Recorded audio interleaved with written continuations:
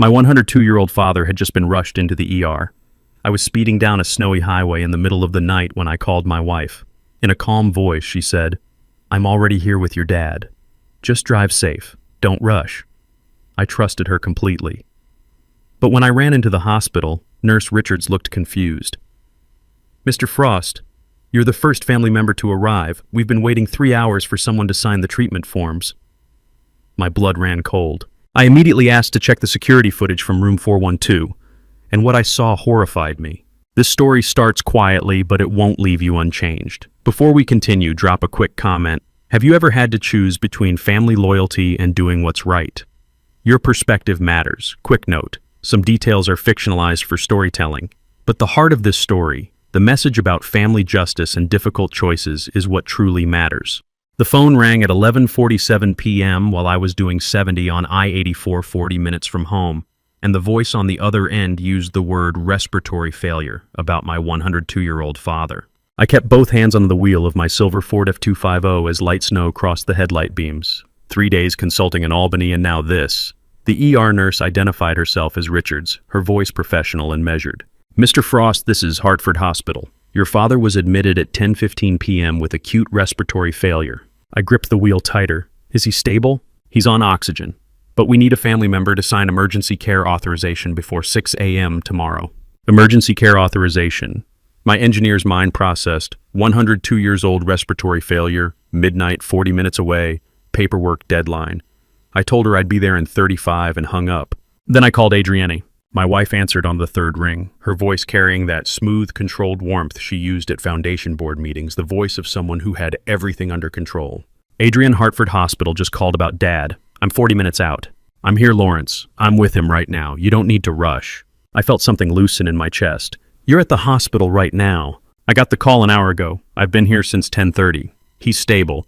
They have him on oxygen, and I already talked to Dr. Morrison about the authorization forms." The relief was immediate.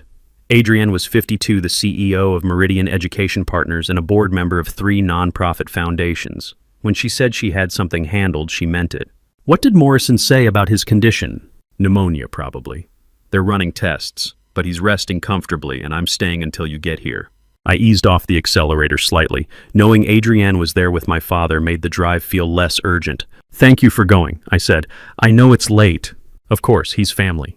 I was about to hang up when I heard it in the background. A pleasant, automated female voice with that particular digital smoothness that sounds almost human but not quite. "This is your floor." I froze. There are sounds you learn to trust when your life depends on precision. A server error tone, a failing hard drive click, a hotel elevator's automated politeness. I'd spent 25 years as a systems engineer traveling for work, staying in hundreds of hotels. I knew that sound. That wasn't a hospital intercom, that was a hotel elevator speaker. Adrienne kept talking smooth and unhurried. "The doctors said we should have more information by morning. There's really no need to speed, Lawrence. The roads are getting bad." "Adrienne," I said carefully. "What was that sound?" "What sound? It's just the hospital, Lawrence. The elevators here are very modern." Modern. Hartford Hospital was built in 1957. I'd been there a dozen times. The elevators were ancient, loud, mechanical. They announced floors with a bell, not a voice. "I didn't say that." "Okay," I said. "I'll see you there." I hung up. For 3 seconds, I sat in silence. The snow kept falling. The windshield wipers kept their steady rhythm. My speedometer read 70. Then I pressed the accelerator and watched the needle climb to 85. I didn't call her back. I didn't calculate next steps. I just drove and counted. How many times had I believed her without checking the metadata? That's how my brain works. I don't think in emotions first. I think in systems, in patterns, in data points that either align or don't. And this data point didn't align. She said she was at Hartford Hospital at 11:50 p.m. on a Sunday night. The background acoustics said she was in a hotel elevator. One of those statements was a lie. I thought about calling the hospital to verify, but that would tip my hand. If she was lying, she'd know I'd caught her the moment I asked. And I wanted to know why before she knew I knew. 25 years of engineering complex systems had taught me gather all the data before you start troubleshooting. So I drove. The snow thickened as I passed the Farmington exit. I kept it at 85 and tried to think. Why would Adrienne lie about being at the hospital with my dying father? The most obvious explanation, she was somewhere else and didn't want me to know. A hotel based on the elevator sound. But why an affair seemed too simple. Adrienne wasn't reckless. She planned everything. She documented everything. She didn't take risks that could damage her reputation, unless the risk was worth it. I took the Hartford exit at 12:22 a.m. The city was quiet, streets empty except for a few late-shift workers and one snowplow. Hartford Hospital sat on a hill above Asylum Avenue, its windows glowing yellow against the dark sky. I parked in the emergency lot and sat for a moment with the engine running. If Adrian wasn't here, my father was alone. If she was here, I'd just driven like a maniac based on an elevator sound I might have misheard. But I hadn't misheard. I turned off the engine and stepped out into the snow. The automatic doors slid open into fluorescent brightness. A security guard nodded at me from behind a desk. The ER waiting room held 3 people, an elderly man holding his wrist, a young woman with a sleeping toddler, a middle-aged guy staring at his phone. "No, Adriana." I walked to the reception desk. The woman behind the glass looked up. "I'm Lawrence Frost. My father, Ernest Frost, was admitted around 10:15. Respiratory failure." She typed on her computer. "Room 317, 3rd floor. Take the elevator to your left." "Has anyone else been up to see him tonight?" She checked her screen. "No visitors logged since admission." "No visitors." I didn't call her back. I just pressed the accelerator and watched the speedometer climb to 85. The snow kept falling. The road kept disappearing under my headlights. And somewhere in the silence of that Ford F250 cab, a question started forming that I wouldn't be able to ignore. If she lied about being at the hospital tonight, what else had she lied about for 14 years? The elevator to the 3rd floor took 43 seconds. I counted. Ursula Valencia, 49, head nurse on the 4th floor, met me at the nurse's station with the kind of professional eyes that had seen too many families at midnight not to recognize when someone was trying to assemble a truth they didn't want to find. "Mr. Frost, your father was admitted at 10:15 p.m. We've been waiting for family to sign the intensive care authorization." I set my keys on the counter. "My wife, Adrienne Frost. She said she was here." Ursula's expression didn't change, but something shifted behind her eyes. "She was here at 10:12 p.m. She said she needed to call you first before signing anything. Then she left. That was 3 hours ago." 3 hours ago. The elevator sound replayed in my head. The automated voice. "This is your floor." She'd been here. She'd walked into this hospital, seen my dying father, and walked out without signing the papers that would authorize his care. Then she'd called me from a hotel elevator and lied about being here. "Where is he?" I asked. Before Ursula could answer, a man stepped forward. Dr. Craig Morgan, 55, with the measured authority of an ER physician who'd delivered serious news at midnight too many times to waste words on anything but clarity. "Mr. Frost, at 102 years old, every hour we wait is a risk. Your father's in acute respiratory failure.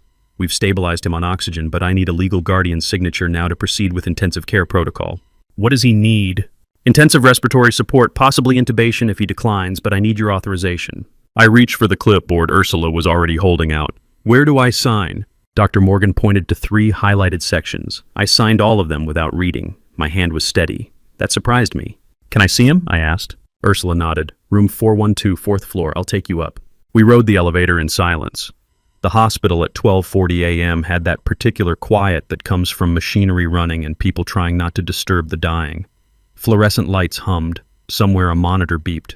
A patient coughed behind a closed door. Ursula led me down a hallway that smelled like antiseptic and floor wax. She stopped at room 412 and pushed the door open. Ernest Frost, 102 years old, lay against white hospital pillows with an oxygen mask covering most of his face. When he opened his eyes later, they would be sharp as glass, the eyes of a man who'd sat on the federal bench for 4 decades. But right now, those eyes were closed. Monitors beeped a steady rhythm. An IV ran into his left arm, the skin there so thin I could see every vein. Through the window, Seymour Street lay under fresh snow, empty except for one set of tire tracks. "He's been asking for you since he arrived," Ursula said quietly.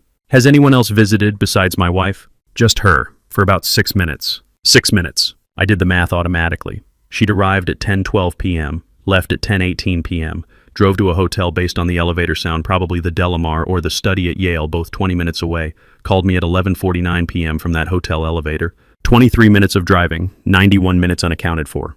Ursula touched my shoulder briefly. "I'll be at the nurse's station if you need anything." She left, closing the door with the practiced silence of someone who knows how to give families space with their dying. I pulled the chair close to the bed and sat. Showing up isn't complicated. You either do or you don't, and every excuse in between is just another way of choosing not to.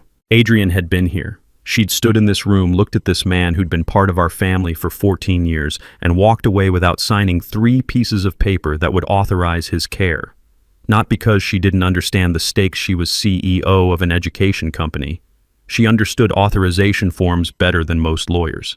She walked away because she chose to. The yellow bedside lamp cast soft shadows across my father's face. I'd seen him age over the years, watched the skin thin, the hands shake, the walk slow from steady to careful to shuffling. But he'd always been sharp, federal judge sharp. The kind of sharp that could parse a legal argument in 3 sentences and find the flaw you'd spent weeks hiding. I reached for his hand on the blanket. The moment our hands touched, his eyes opened. Not patient eyes, judge's eyes. He looked at me for 3 seconds without moving. Then he raised one finger and gestured me to lean close. I leaned down. He pulled the oxygen mask aside slightly, and when he spoke, his voice was hoarse but clear. "You came alone." Not a question, a statement. "I came as fast as I could, Dad." He looked at me with those sharp eyes that had presided over 40 years of testimony. How long had my father been alone before I walked through that door? 3 hours since Adrienne left. But that wasn't what he was asking. "She was here," I said, "earlier, for a few minutes." He didn't blink, didn't nod, just watched me with an expression I couldn't read. "She said she had to call me first," I added, "before signing the papers." Still nothing. Then he said so quietly I almost missed it, "You came alone." He didn't say it like a question. He said it like a confirmation of something he'd known for a long time and had just now received final proof of. Not surprise recognition. And the look in those 102-year-old eyes, former federal judge eyes that had presided over 40 years of testimony, told me he'd been watching my marriage longer than I'd been willing to see it. I woke at 7:15 a.m. in the plastic chair beside my father's bed with a stiff neck and one clear thought: I needed to see the security footage from last night. Ernest was still sleeping, oxygen mask fogging slightly with each breath. The monitors beeped their steady rhythm. Morning light came through the window at an angle that said January pale and thin. I stood, carefully pulled the blanket higher on his chest and walked out. Ursula was at the nurse's station marking something on a chart. She looked up when I approached. "I need to review security footage from last night," I said. "4th floor hallway between 10 p.m. and midnight." She set down her pen. "You're the legal guardian on file. Derek Walsh in security can help you. 1st floor east wing past the cafeteria." "Thank you. Which cameras cover the patient rooms?" "Camera 4B gets to the hallway outside 410 through 414. Your father's room is in that range." I took the stairs instead of the elevator. My mind was already organizing what I needed to ask for: specific time range, specific camera angle documentation of exactly when Adrienne arrived and when she left. Not why she left, that wasn't a question security footage could answer. But how long she stayed, what she did while she was here, whether she spoke to anyone, those were data points I could collect. The security office sat behind a door marked "Staff Only," next to a vending machine that hummed too loud. I knocked once and walked in. Derek Walsh, hospital security officer in his early 40s, wore the practiced patience of someone who'd handled hundreds of footage requests but still checked legal authorization before pulling up a single frame. He looked up from a desk covered in monitor screens. "I need the procedure documented," I said. "Legal guardian of patient 412 reviewing family visit timeline." He typed something on his keyboard. "System shows you're authorized. What time range?" 10 p.m. to midnight, 4th floor hallway. The room smelled like coffee and electronics, that particular scent of machines running 24 hours in a small space. 16 screens showed different hospital corridors in pale blue LED light. Derek pulled up camera 4B on the center monitor and scrolled backward through timestamp markers. "Here," he said, at 9:45 p.m. "I'll play forward from there." He hit play at normal speed. At 10:09 p.m., Adrienne walked into frame. She wore her camel coat, the Burberry one she saved for board meetings and donor events. Her hair was perfect. She walked with purpose down the hallway, glanced at the chart holder outside room 412, and pushed the door open. The camera angle showed most of the doorway. Through the narrow window in the door, I could see movement inside the room. "Can you note the exact timestamps?" I asked. Derek pulled out a small notebook. "Entry 100903. I watched the monitor.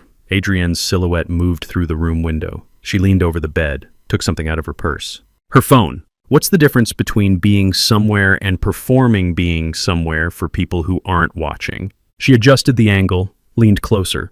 The phone's screen glowed bright in the dim room light. She was taking a selfie, not checking his oxygen levels, not reading his chart, not calling for a nurse, taking a picture of herself next to my unconscious father. At 10:15 p.m., she walked out of the room, pulled the door closed behind her, and headed straight for the elevator. She didn't look back, didn't stop at the nurse's station, didn't speak to anyone. Derek wrote in his notebook, "Exit 10:15:17. Can you replay the section where she's in the room?" He scrolled back and played it again. I watched her lean over Ernest's phone raised, adjusting the frame. The selfie took maybe 8 seconds to compose. Then she straightened, checked the photo on her screen, and put the phone back in her purse. 6 minutes and 14 seconds total. No interaction with my father. No acknowledgement of the monitors showing his oxygen saturation, his heart rate, his blood pressure. No glance at the IV drip rate. No call button pressed for a nurse. Just the photo op. "One more time," I said. "I need to see what she was holding when she left." Derek played it a third time. Nothing. Just her phone and purse. No paperwork, no authorization forms, no medical information sheet. 6 minutes enough time to prove you showed up, not enough time to prove you cared. "Can you provide me a copy of this timestamp log?" I asked. Derek tore the page from his notebook and handed it to me. "You want the video file?" "Yes. How do I request that officially?" "Legal guardian can submit a written request to medical records. Takes about 48 hours to process." I folded the timestamp log and put it in my pocket. "Thank you." I stood there for another moment watching the frozen frame on the monitor. Adrienne in the doorway, one hand on the frame phone, in the other hand face turned away from my father toward the hallway, toward the exit. She'd driven 23 minutes from wherever she was, home maybe, or the office, to Hartford Hospital. She'd walked from the parking lot through the ER entrance, taken the elevator to the 4th floor, found room 412, and walked in.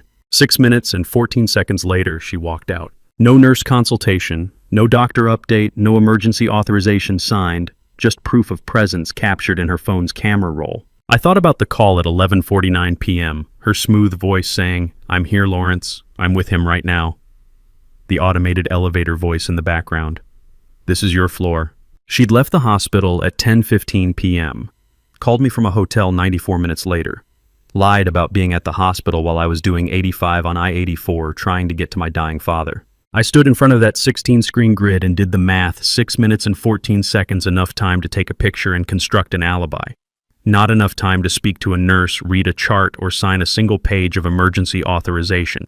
And somewhere in those 6 minutes, she'd raised her phone and captured my father's sleeping face, not to remember him, but to prove to someone else she'd been there. I needed to know who she was proving it to. I drove home to Greenwich at 1:30 p.m., walked past the kitchen where Adrienne's coffee mug still sat from yesterday morning, and went straight upstairs to my office. Walnut desk, 3 monitors, filing cabinet with 14 years of organized records, navy Roman blinds filtering January light into something manageable.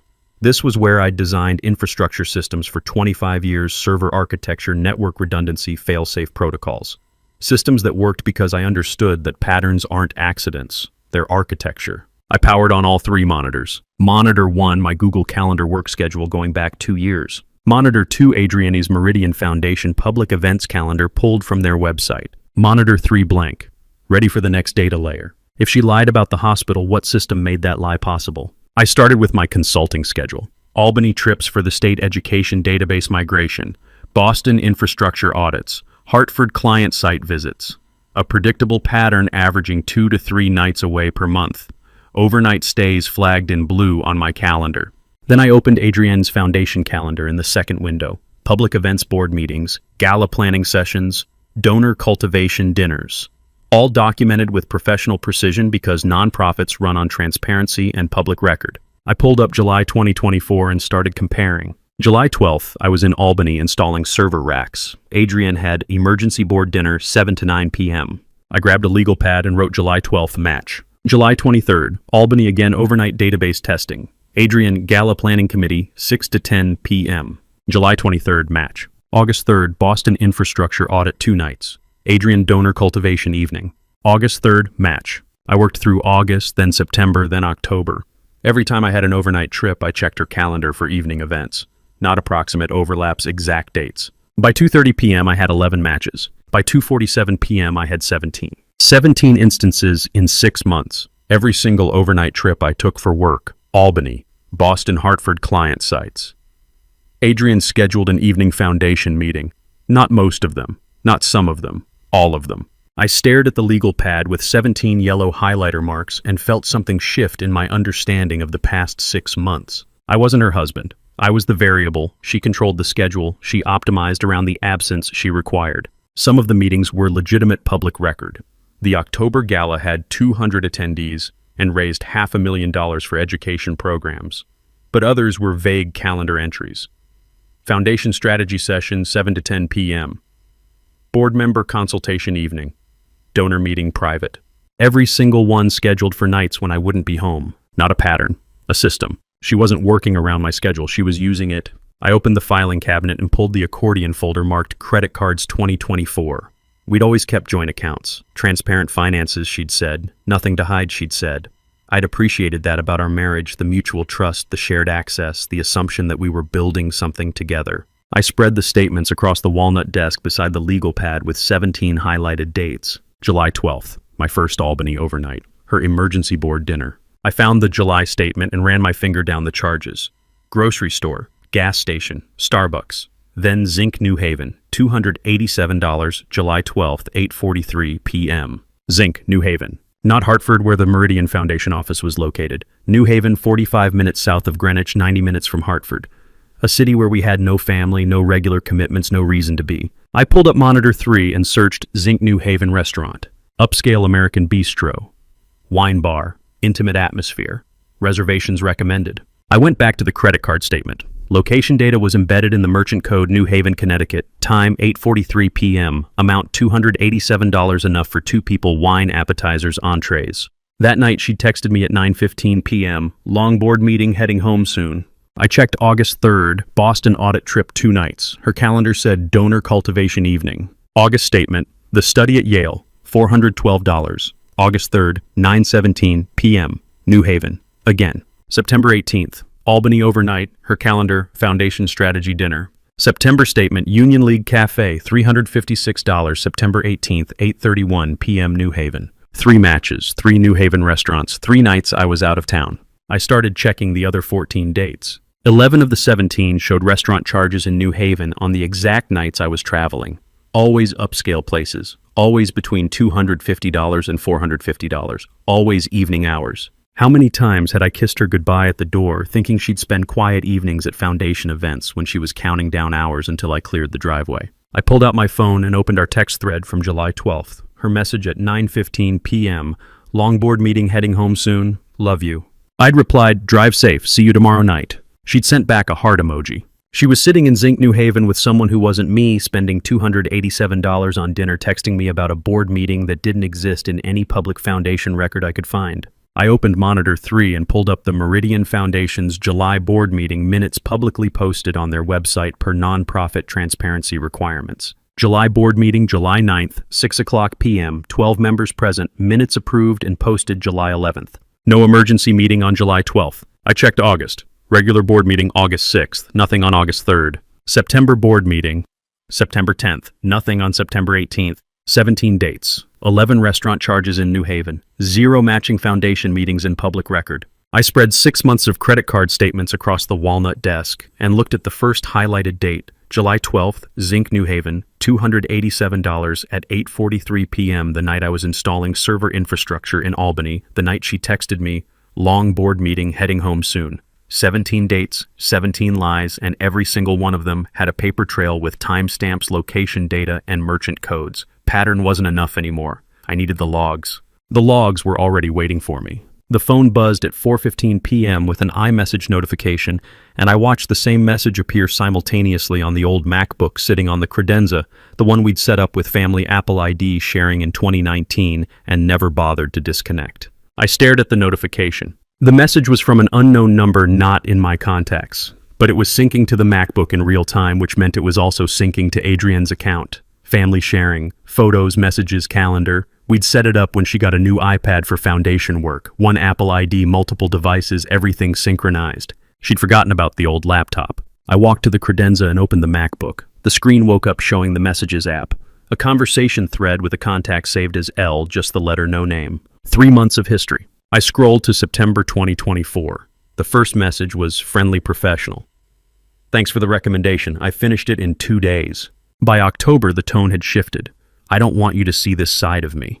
The response, I don't want you to see this side of me either. By November, we both know this is wrong. We both know we're not stopping. I kept scrolling. Not crude sexting. Real conversation. Discussions about books. Late-night philosophy about regret and choice. Arguments in the messages, then reconciliations. Plans to meet, hotel names I recognized from expense reports, dates that matched my Albany trips. This wasn't an affair of convenience. This was a relationship with depth and history. I read exactly 10 message exchanges. September 18th. Meet me at the study at 8. I have until midnight. October 12th. I wish we'd met before I was who I am now. November 3rd. You make me feel like the version of myself I gave up on.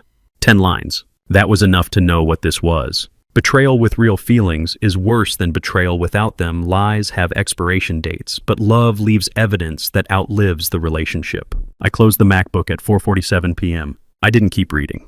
Not because I couldn't handle it, because I didn't need to. The evidence existed, it was documented. It was preserved in cloud architecture that Adrienne had forgotten about when she deleted these conversations from her phone. I wasn't reading her love story, I was documenting evidence. The rest could wait. I sat there for 20 minutes looking at the closed laptop. Then I stood up, put on my coat, and walked 4 houses down Greenwich Avenue. Vernon Townsend, 74, retired postal supervisor who'd lived on this street since 1987, answered the door in flannel and reading glasses. He took one look at my face and said, "Come in," without asking questions. We sat in his kitchen that smelled like coffee and old wood. He didn't offer small talk. "Vernon, I need to ask you something. About last night at Hartford Hospital." He nodded slowly. "I was wondering when you'd come by." "You saw something." I saw Adrienne leaving, around 10 p.m. I was picking up prescriptions at the CVS across from the hospital entrance. My blood pressure medication came in late. She came out of the ER doors, walked straight to her Mercedes in the lot. Very rushed. Didn't look back. "What time exactly?" "Maybe 10:15. The pharmacy closes at 10:30. I was heading back to my car when I saw her." I pulled out my phone and showed him the timestamp Derek had written down. "Does 10:15:17 sound right?" Vernon looked at the note. "Could be. I wasn't checking my watch, but that's the right window. If I need you to confirm that officially, would you?" He didn't hesitate. "Anytime. Your father's a good man. Been on this street longer than most of us. If someone's not doing right by him, I'll say what I saw." How much do neighbors see that we think they don't notice the rushed exits, the late returns, the careful choreography of deception performed in driveways? "Thank you," I said. "You doing okay?" Vernon asked. I stood up. "I'm doing what needs doing." He walked me to the door. "Your father used to say that. Federal court, he'd come home after hard cases and your mother would ask how he was holding up. Doing what needs doing. That was always his answer." I walked back home at 8:30 p.m. The house was dark. Adrienne still hadn't come home, hadn't called, hadn't texted beyond the automated "thinking of you" and earnest message she'd sent at noon, probably scheduled in advance, maybe composed before she even knew he was in the hospital. I went back to my office, sat down at the desk, covered in credit card statements and calendar printouts, and opened my laptop. New document. Plain text file, saved as timeline.txt. I typed the first entry. Entry 001 January 12th, 2025, 23:47. Phone call from Hartford Hospital, ER Nurse Richards. RE Ernest Frost, respiratory failure. Called Adrienne immediately. Hotel elevator speaker, sound audible in background during call automated voice. "This is your floor," matches. The study at Yale or similar hotel system. Adrienne claimed to be at hospital with Ernest. Hospital records show she left at 22:15, 10:15 p.m., 93 minutes before call. I saved the file. Every investigation needs a timeline. Facts first. Chronological order, no gaps. I looked at the blue glow of the monitor and the single entry in the timeline file. 92 characters, the first piece of evidence in what I already knew would become hundreds. Somewhere in those deleted messages on the MacBook was a hotel name, meeting times, 3 months of coordination that matched my calendar. I didn't need to read them all tonight. The MacBook wasn't going anywhere. The messages were preserved in cloud storage that would survive phone deletions, device resets, even intentional erasure, because that's how Apple's architecture works. Redundancy, backup, fail-safe protocols. I sat in the blue glow of the monitor and looked at the timeline. .txt file, 1 entry. 92 characters, the first piece of evidence in what I already knew would become hundreds. Somewhere in those deleted messages was a hotel name meeting times 3 months of coordination that matched my Albany calendar. I didn't need to read them all tonight. The MacBook wasn't going anywhere. The evidence was preserved. And for the first time since my father said, "You came alone," I wasn't just reacting, I was building a case. A case needs witnesses. I arrived at Hartford Hospital at 7:45 a.m. on January 14th with coffee I didn't drink and a question I needed answered: who else had been in that hallway the night Adrienne took her 6-minute selfie? Room 412 looked different in morning light. Ernest was sleeping peacefully, oxygen mask still in place, but the flow rate reduced from yesterday. The monitor showed steady vitals. His breathing had improved deeper, more regular. I pulled the plastic chair close to the bed and sat. I opened the timeline file on my phone and added entry 002, January 13th, 2025, 9:45, security footage review with Derek Walsh. Adrienne entered room 412 at 22:09:03, exited 22:15:17. Total time 6 minutes 14 seconds. Took selfie with patient, no nurse consultation, no paperwork signed. Ursula appeared in the doorway with a different expression than I'd seen before. Not the professional calm of a nurse delivering medical updates, but something more cautious. "Mr. Frost, do you have a moment?" I stood up. "Is Dad okay?" "He's stable. This is about something else. Someone wants to talk to you." I followed her into the hallway. She kept her voice low. "One of our cart attendants mentioned he saw your wife that night, in a spot the cameras don't cover well." I felt my pulse pick up. "Which attendant?" "Dwight Diaz. He's finishing his shift now. Didn't want to get involved, but I told him you're the legal guardian. You have a right to know what happened." She led me down the hallway toward the corner by the equipment storage room. The same hallway I'd watched on camera 4B, but now I was seeing it from ground level. The corner had a different geometry in person. There was a dead angle where the storage room wall blocked the camera's view. Dwight Diaz, 44, appeared with his equipment cart and a cleaning cloth in hand, wearing the careful, neutral expression of a man who'd spent years seeing things in hospital hallways that weren't his business to discuss. Lean-build hospital maintenance uniform hands that looked used to work. He glanced at Ursula, then at me. "I don't want trouble," he said. "But I saw your wife, she gave something to a man, an envelope." I kept my voice steady. "When, around 10:10 p.m., January 12th, I was pushing the cart past this corner heading to restock room 420. I saw her standing here talking to a man, navy jacket, khaki pants. She handed him a white envelope. They talked for maybe 30 seconds, then he walked toward room 418. What did he look like? White guy, maybe late 30s, dark hair, brown dress shoes, nice ones I noticed because they didn't fit the hospital. And he wasn't wearing a visitor badge. The people we notice least cart attendants, cleaners, the ones who move through hallways like furniture. They see everything we think is invisible. Room 418, I said. What's in there? Dwight looked at Ursula. She answered, "It was empty that night, supposed to stay empty for maintenance. Bathroom fixture repair scheduled for the 15th. But he went in there," Dwight nodded. "For maybe 2 minutes, then came back out and left the floor. I watched him take the elevator down." I pulled out my phone and opened the Notes app. "Can you describe the envelope?" Standard white business envelope. Thin, not bulky. Could have been papers, could have been something else. "And you saw him again?" Dwight's expression shifted. "This morning, 6 a.m., same guy sitting in that chair right outside your father's room. Had coffee, newspaper, looked like family keeping vigil. When I made eye contact, he nodded at me like we were strangers sharing hospital solidarity. Navy jacket folded over the chair arm. I felt something cold settle in my chest. He was sitting outside room 412 this morning. Like he'd been there all night, natural as anything. If I hadn't seen the envelope exchange, I never would have questioned it. How many times do we assume someone belongs simply because they're sitting in the right chair holding the right coffee, wearing the right expression of concern? "Is he still there?" I asked. Dwight shook his head. "Left about 7:30 before the morning shift change." Ursula pulled out her phone. "I'll check the volunteer roster. Sometimes family friends register as support visitors, but if he wasn't wearing a badge..." "He wouldn't be on any roster," I said, "because Adrienne paid him to be here." Dwight looked uncomfortable. "I'm just telling you what I saw. I'm not accusing anyone of anything." "I understand. Would you be willing to confirm what you saw if it becomes necessary?" He hesitated, looked at the equipment cart like it might offer an excuse to leave. Then, "I'm just a cart guy. I don't want problems." "I know, but you saw what you saw." He met my eyes for 3 seconds. "Yeah, I saw what I saw." Ursula touched his shoulder. "Thank you, Dwight. You can finish your shift. I'll handle this." He nodded and pushed his cart down the hallway, moving with the practiced invisibility of someone who'd learned when to be seen and when to disappear. Ursula waited until he was gone. "What are you thinking?"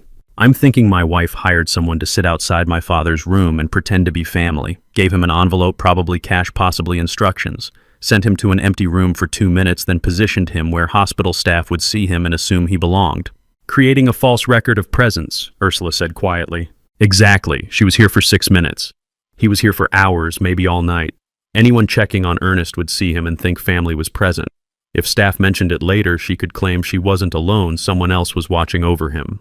Ursula looked toward room 412. "That's calculated." "That's a system," I said. I stood in that 4th floor hallway and looked toward room 412, where a man I'd never met had apparently sat all morning pretending to care about my father's recovery. Adrienne had handed him an envelope in a camera blind spot, sent him to an empty room, and positioned him as family witness. The question wasn't whether she'd hired someone to fake presence. The question was how much she'd paid and whether I could prove it before the man disappeared. I didn't have to wait long to prove it. Ursula went to the nurse's station at 9:15 a.m. and pulled up the volunteer database while I stood beside her watching the screen load with the kind of focus I used to reserve for debugging corrupted code. "No one matching that description is registered as volunteer for this floor," she said, scrolling through the list. "January 12th through 14th, we have 3 volunteers total. 2 women, 1 man in his 60s. "What about visitor log for room 412? She switched screens. "Just you. No one else has signed in since your father was admitted. No institutional authorization, no visitor badge, no paperwork trail." The man Dwight saw had been sitting outside my father's room for at least part of 2 days with 0 official permission to be in the building. Technically, he was trespassing. "Is he still here?" I asked. Ursula looked down the hallway toward room 412.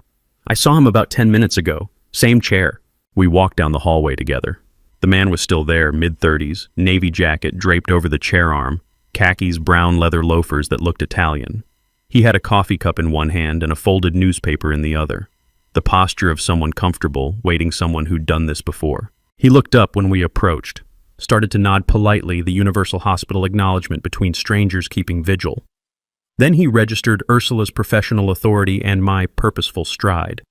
His expression shifted from casual to cautious. "Are you family of Ernest Frost?" I asked. He stood up slowly. I was asked to keep an eye on him." Ursula's voice carried the professional edge of someone who'd dealt with unauthorized visitors before. "You're not on our volunteer roster. Do you have visitor authorization?" "Not exactly."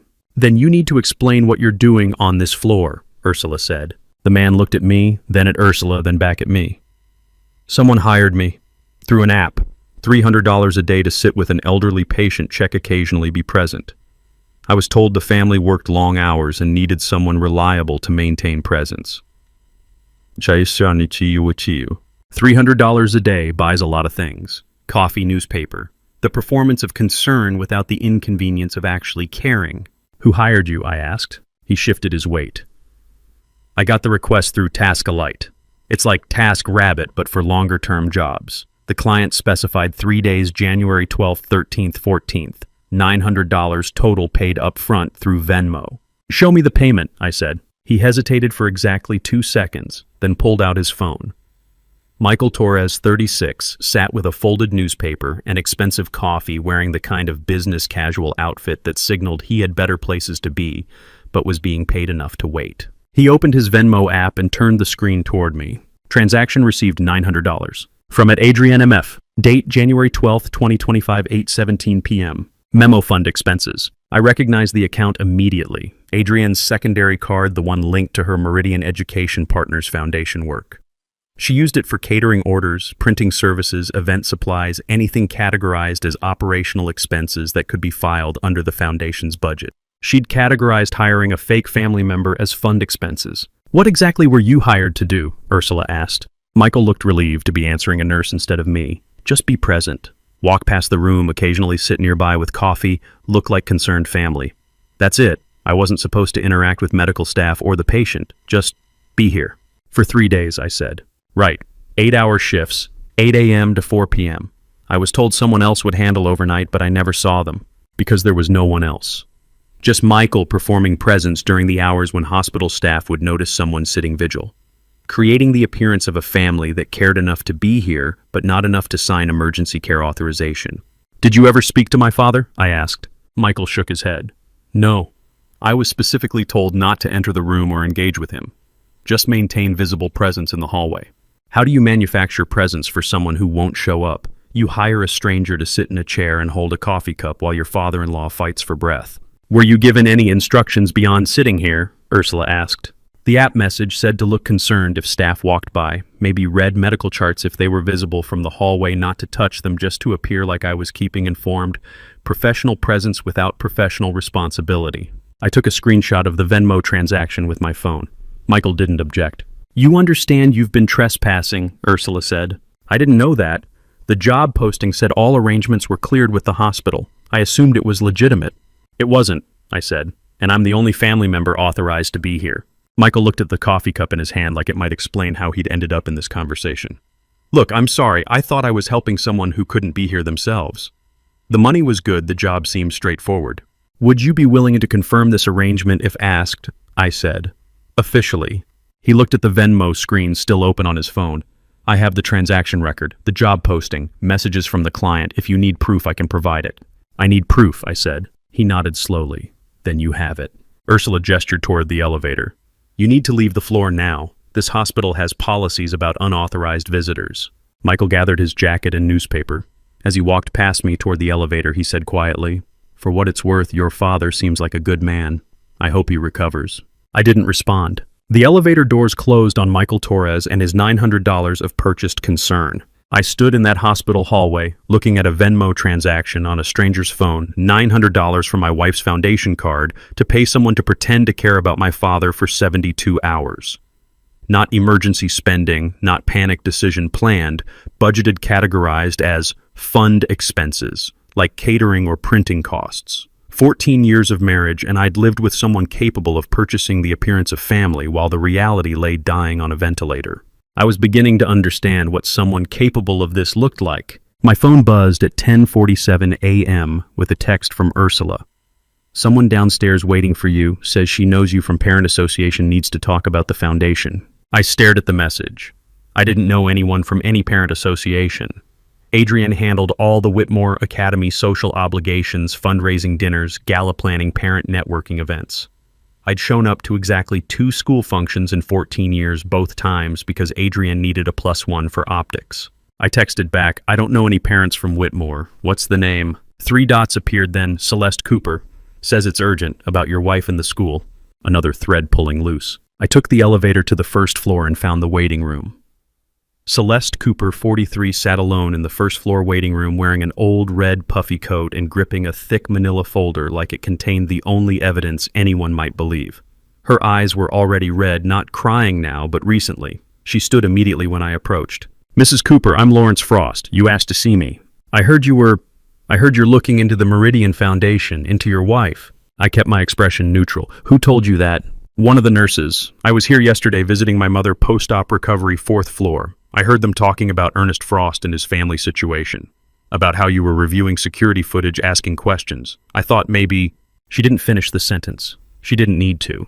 Her eyes said everything, desperate hope mixed with the exhaustion of someone who'd told this story too many times to people who didn't help. Maybe I should sit down, I said. We sat in adjacent plastic chairs. The waiting room smelled like coffee and antiseptic.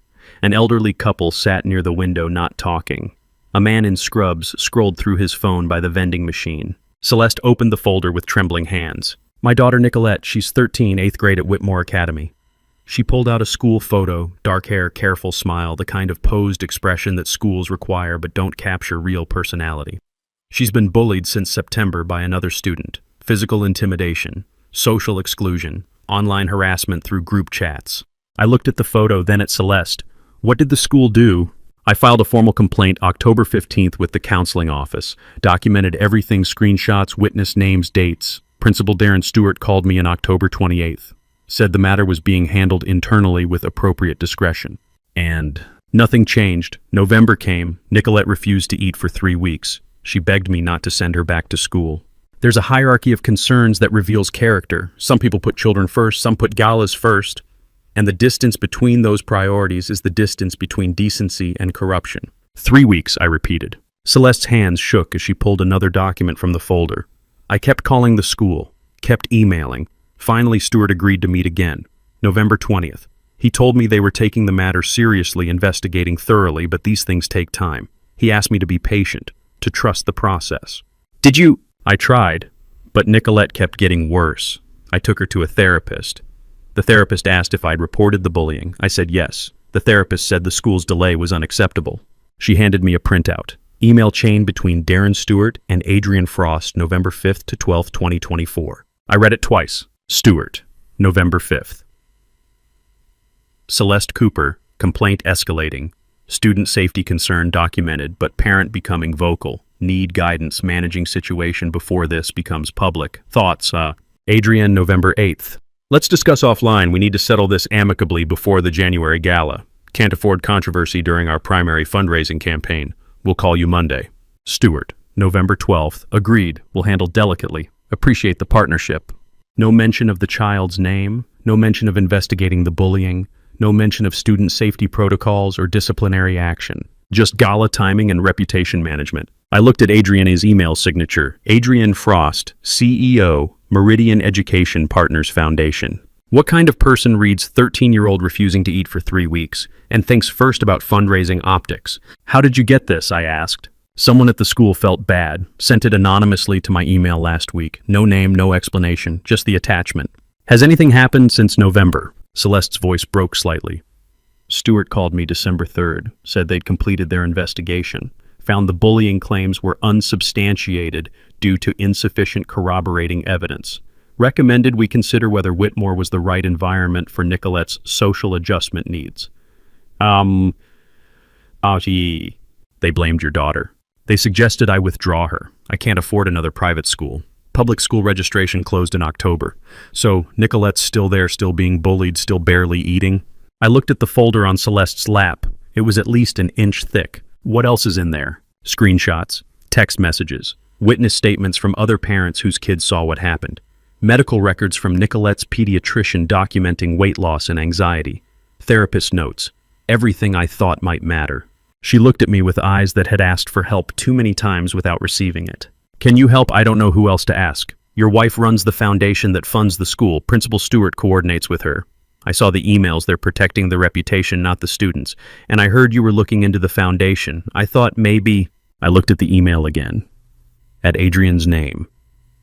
At the date November 8th, 2024. 6 weeks before Ernest's hospitalization. 8 weeks before I discovered everything. A 13-year-old had been refusing food while adults coordinated gala optics. Let me see what you have, I said. Everything in that folder. Celeste's breath caught. You'll actually look at it. I'll look at all of it. I sat in that hospital waiting room with Celeste Cooper's thick folder on my lap and realized this wasn't just about my father anymore, wasn't just about 14 years of marriage built on synchronized calendars and hotel elevator sounds. There was a 13-year-old girl who'd stopped eating because the adults around her prioritized a January gala over her safety. And the woman who'd made that calculation, who'd typed, "Settle this amicably before the fundraiser," while a child suffered, was the same woman I'd kissed goodbye 1,000 Tuesday mornings without seeing who she actually was. I needed to know exactly who she was. I called Sterling Fitzgerald from the hospital parking lot at 1:30 p.m. and said 6 words, "I need a digital forensic analysis." Sterling didn't ask personal questions, just technical ones. What device? My wife's MacBook. I have family sharing admin access from 2019, never disabled. What timeline? Past 6 months, deleted files, calendar syncs, metadata reset logs, everything. I can be at your place in 45 minutes. Portable forensic kit. Are you ready to see what's been hidden? I looked at Celeste Cooper's folder on the passenger seat. I've already seen enough. I need to prove it.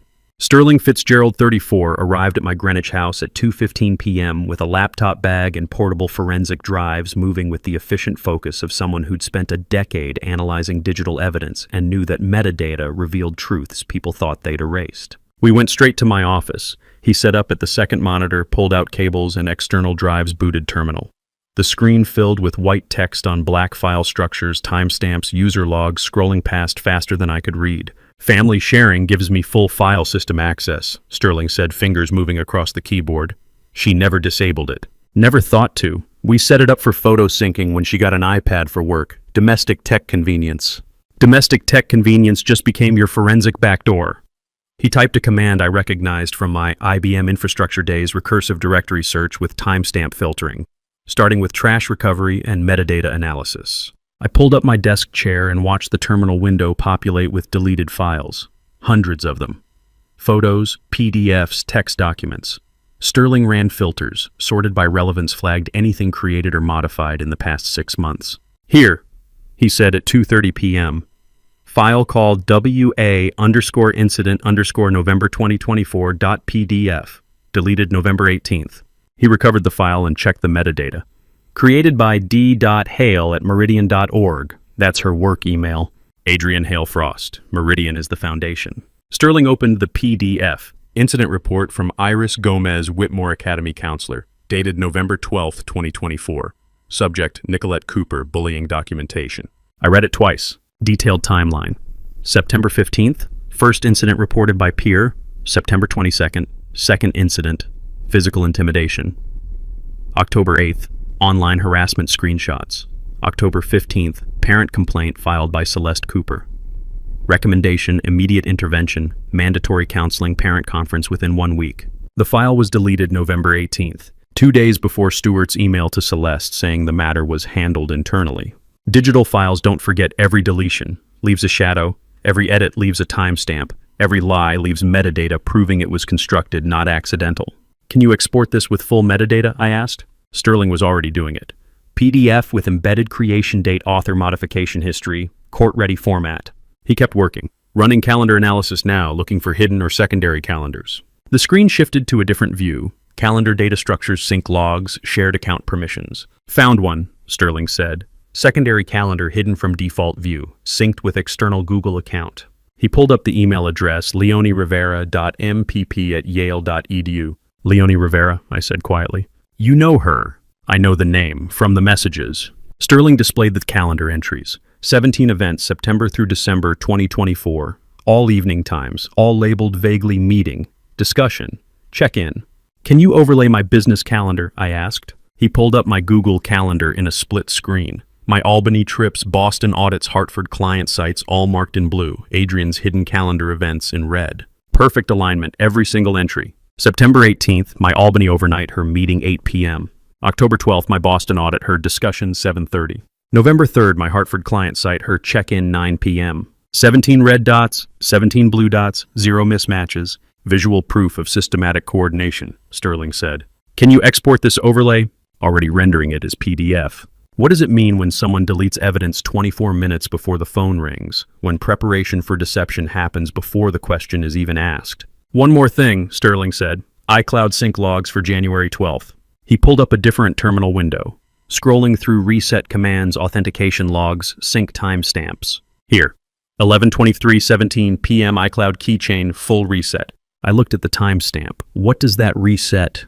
Everything. Saved passwords for hotel apps, browser autofill maps, location history calendar, push notifications. Requires two-factor authentication and manual password re-entry. This isn't accidental. This is deliberate data deletion. What time did the hospital call me? I already knew. I pulled up my call log anyway. 11:47 p.m., 24 minutes. She'd reset her iCloud keychain 24 minutes before the hospital called me about Ernest. Not after I called her, not during the crisis, before. She knew the hospital would call. She knew I would call her. And she deleted evidence before either phone rang. Sterling looked at me.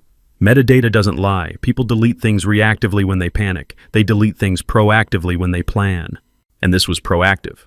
24 minutes proactive. I stood up and walked to the window. Greenwich Avenue looked the same as it had this morning, same houses, same trees, same mailboxes.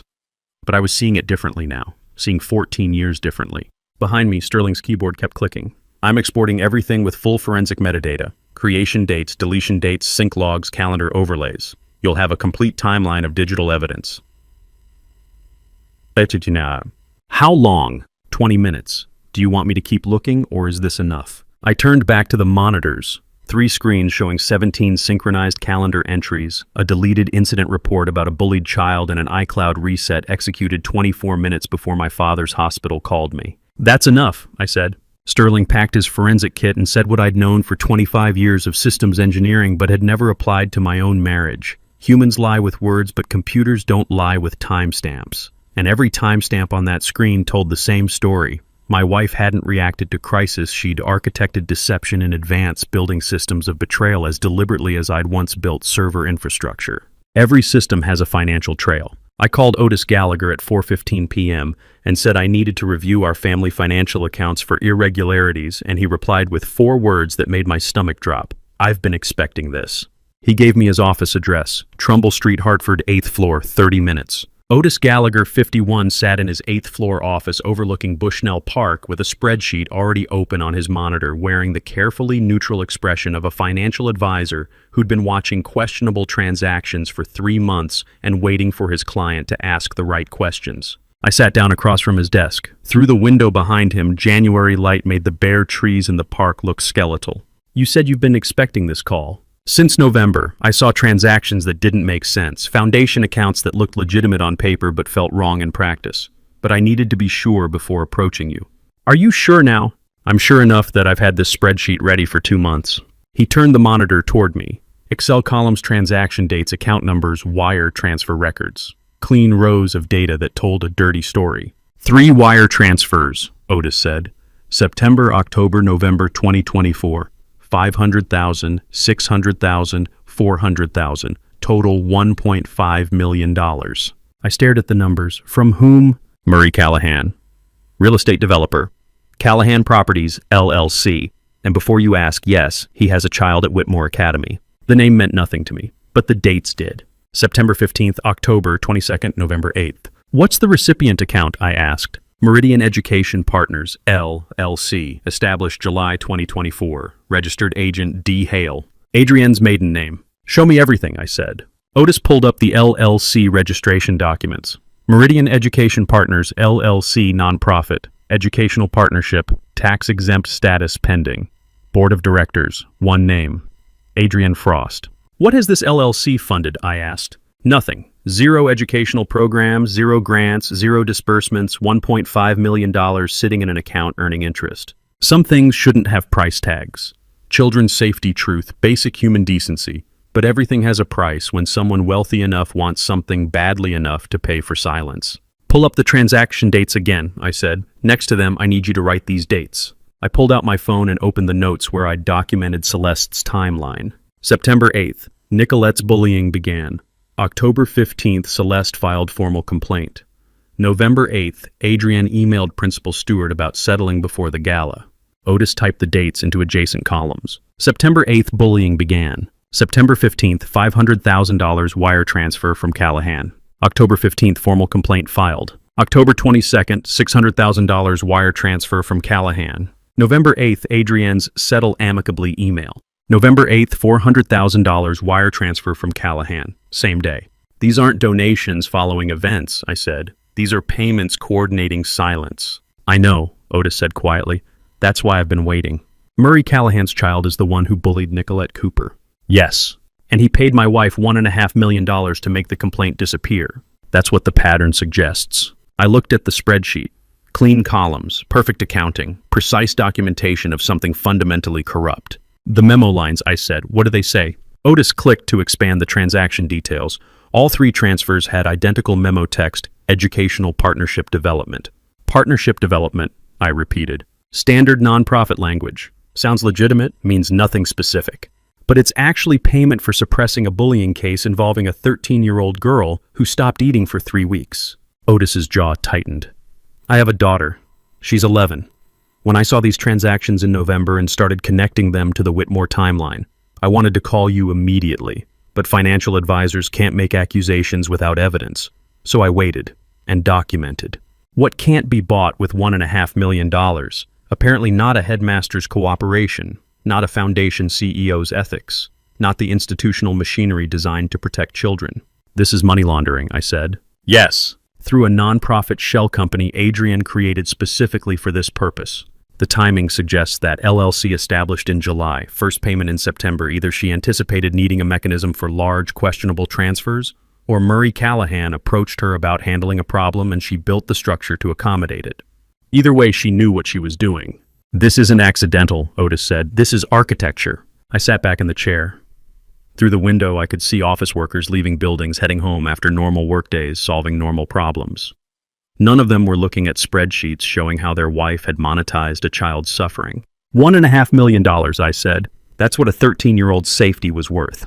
To Murray Callahan, yes. His child gets to stay at Whitmore. Nicolette Cooper's complaint gets labeled unsubstantiated. Everyone moves on except the family that was hurt. And Adrienne gets $1.5 million in a shell company account. Tax-exempt pending nonprofit status. I thought about Celeste's red eyes, the thick folder, the therapist notes documenting Nicolette's weight loss and anxiety. What do you need from me? Otis asked. Everything. Full transaction records, LLC registration documents, wire transfer confirmations, bank statements showing the money sitting unused. Everything that proves this trail. Otis opened his desk drawer and pulled out a manila folder. I've been ready since November. He handed it across the desk. I opened it. 30 pages of transaction records, account statements, LLC documents, wire transfer confirmations. Every piece of evidence showing how Adrian had built a non-profit shell company to launder payment from a bully's wealthy father. "Can I ask what you're planning to do with this?" Otis said. "I'm planning to make sure everyone involved understands exactly what they did." Otis nodded slowly. "If you need me to testify to any of this, I will." "I might? Then I'm ready." I walked out of Otis's office with a folder containing every transaction record, every wire transfer, every piece of evidence showing how my wife had built a non-profit shell company to launder $1.5 million from a bully's father while a 13-year-old girl stopped eating. The spreadsheet showed precise dates, perfect accounting, clean documentation of something fundamentally corrupt. And somewhere in Greenwich, Adrian was probably preparing for tomorrow's foundation meeting, organizing the January gala. She'd sacrificed a child to protect, completely unaware that her financial advisor had been building a case against her since November. She didn't know anyone was building a case. I did. I woke at 5:30 a.m. on January 15th after 3 hours of broken sleep, made coffee I barely tasted, and taped a sheet of A0 paper to my office wall because 25 years as a systems engineer taught me one thing: you can't debug what you can't visualize. The paper stretched 4 feet wide, 3 feet tall. Engineering graph paper with faint blue grid lines. I taped each corner, carefully pulled it taut, made sure it was level. This wasn't decorative. This was infrastructure. I pulled 3 markers from my desk drawer. Black Sharpie for primary data, red fine point for contradictions, blue medium tip for financial transactions. My laptop sat open beside the paper showing timeline.txt 12 entries now growing every time I discovered something new. Second monitor displayed Otis's spreadsheet with the Callahan payments highlighted in yellow. Third monitor showed Sterling's metadata report timestamps and deletion logs in white text on black background. Third cup of coffee sat untouched on the desk. My hair was uncombed. I was wearing yesterday's clothes. None of that mattered. I was preparing to map infrastructure. 72 hours. January 12th at 10 p.m. to January 15th at 10 p.m. 3 full days. 3 data streams, hospital events, Adrian's movements, financial transactions. Map it, see it, prove it. I uncapped the black Sharpie and drew a horizontal timeline across the top of the A0 paper. Marked it in 6-hour intervals. Tuesday 10 p.m., Wednesday 4 a.m., Wednesday 10 a.m., Wednesday 4 p.m., Wednesday 10 p.m. Thursday, Friday. Black marker first. Hospital events, the backbone of truth. 22, January 15th, 12, Ernest admitted Hartford Hospital, ER, respiratory failure. 23:47, hospital calls Lawrence, I-84 Albany return trip. 00:34, January 13th. Lawrence arrives ER, signs emergency care authorization. Adrienne not present despite claim. 07:50, Lawrence reviews security footage. Adrienne's visit documented 6 minutes 14 seconds. I kept writing. Morning rounds, medication adjustments, stability improvements. Dwight Diaz's witness statement. Michael Torres hired presence discovery.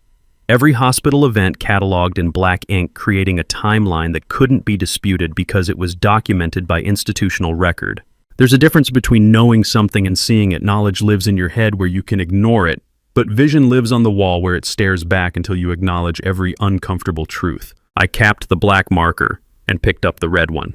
Red for Adrian, red for contradictions, red for lies. 22 January 9th, 12. A arrives, Hartford Hospital security footage, timestamp from Derek Walsh.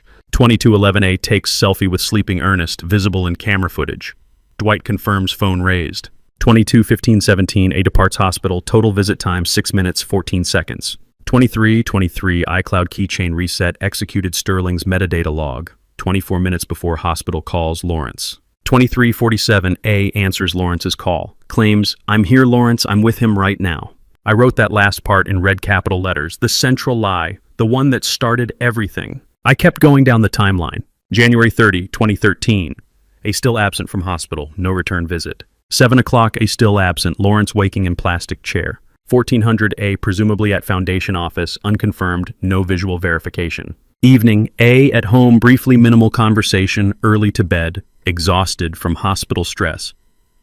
I on steam serious. Every red mark contradicted what she'd told me. Every claimed location had countervailing evidence. The pattern was clear even before I finished. I picked up the blue marker. Blue for money, blue for the transactions that funded the lies. But the financial timeline extended further back than 72 hours, so I added a second axis on the left side of the paper. Vertical timeline going back to September 2024. September 15th. Callahan Properties, LLC wire transfer. $500,000 to Meridian Education Partners, LLC. 1 week after Nicolette's bullying began. October 22nd, second wire transfer. $600,000. 1 week after Celeste filed formal complaint. November 8th, third wire transfer. $400,000. Same day, Adrienne emailed Principal Stewart about settling amicably before the gala. Total $1,500,000. Then back to the 72-hour timeline. January 12, 2017. Venmo, payment to Michael Torres, $900. Memo fund expenses, 2 hours before Ernest's admission. She'd hired fake family presents before the crisis even started. What does it mean when you spend 25 years building systems for corporations and never notice you're living inside one designed by the person who sleeps beside you? I stepped back from the wall. 3 colors, 72 hours, 6 months of financial context. Black showed institutional truth, hospital records, security footage, metadata, timestamps. Undisputable documentation. Red showed systematic deception, every claim Adrienne made contradicted by physical evidence.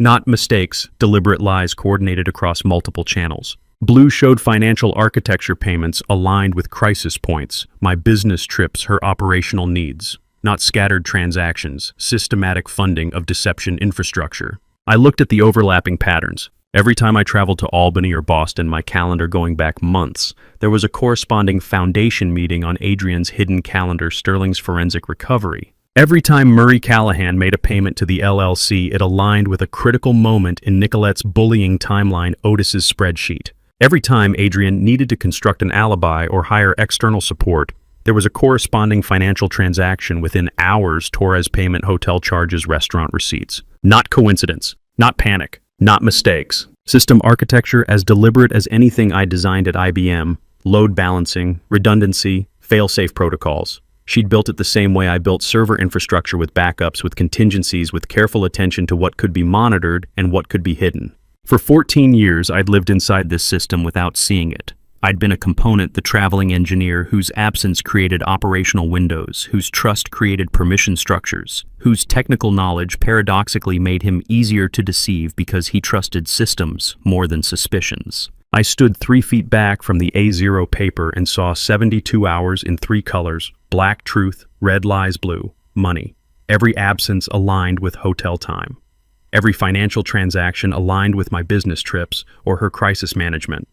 Not coincidence, not panic, not mistakes. System architecture as deliberate as anything I'd designed at IBM. For 14 years, I'd lived inside infrastructure built to prevent me from seeing its own structure. Today, standing in front of that wall with uncombed hair and cold coffee, I saw every circuit clearly. Seeing the circuits meant understanding which ones to trace. I sent the text at 8:30 a.m. from my Greenwich office. I am Lawrence Frost. I think you know why I'm texting. Blue State Coffee, 10 a.m. And watched 3 dots appear, disappear, reappear for 6 minutes before her reply came. I'll be there. I drove to New Haven through morning I-95 traffic. 45 minutes thinking about what I knew. Leonie Rivera, 23, Yale MPP candidate, Meridian intern. 17 calendar entries synced with Adrienne. Not the architect, a component.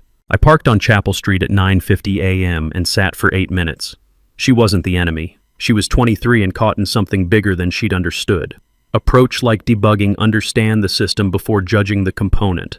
I walked into Blue State Coffee at 9:58 a.m. Leonie Rivera, 23, sat in the corner of Blue State Coffee wearing a Yale hoodie and holding a latte she hadn't touched, her black hair pulled into a messy ponytail and her eyes carrying the weight of someone who'd spent too many nights knowing something she wished she didn't. She stood when I approached, looked directly at me with something between defiance and shame. Before I could speak, I truly love her.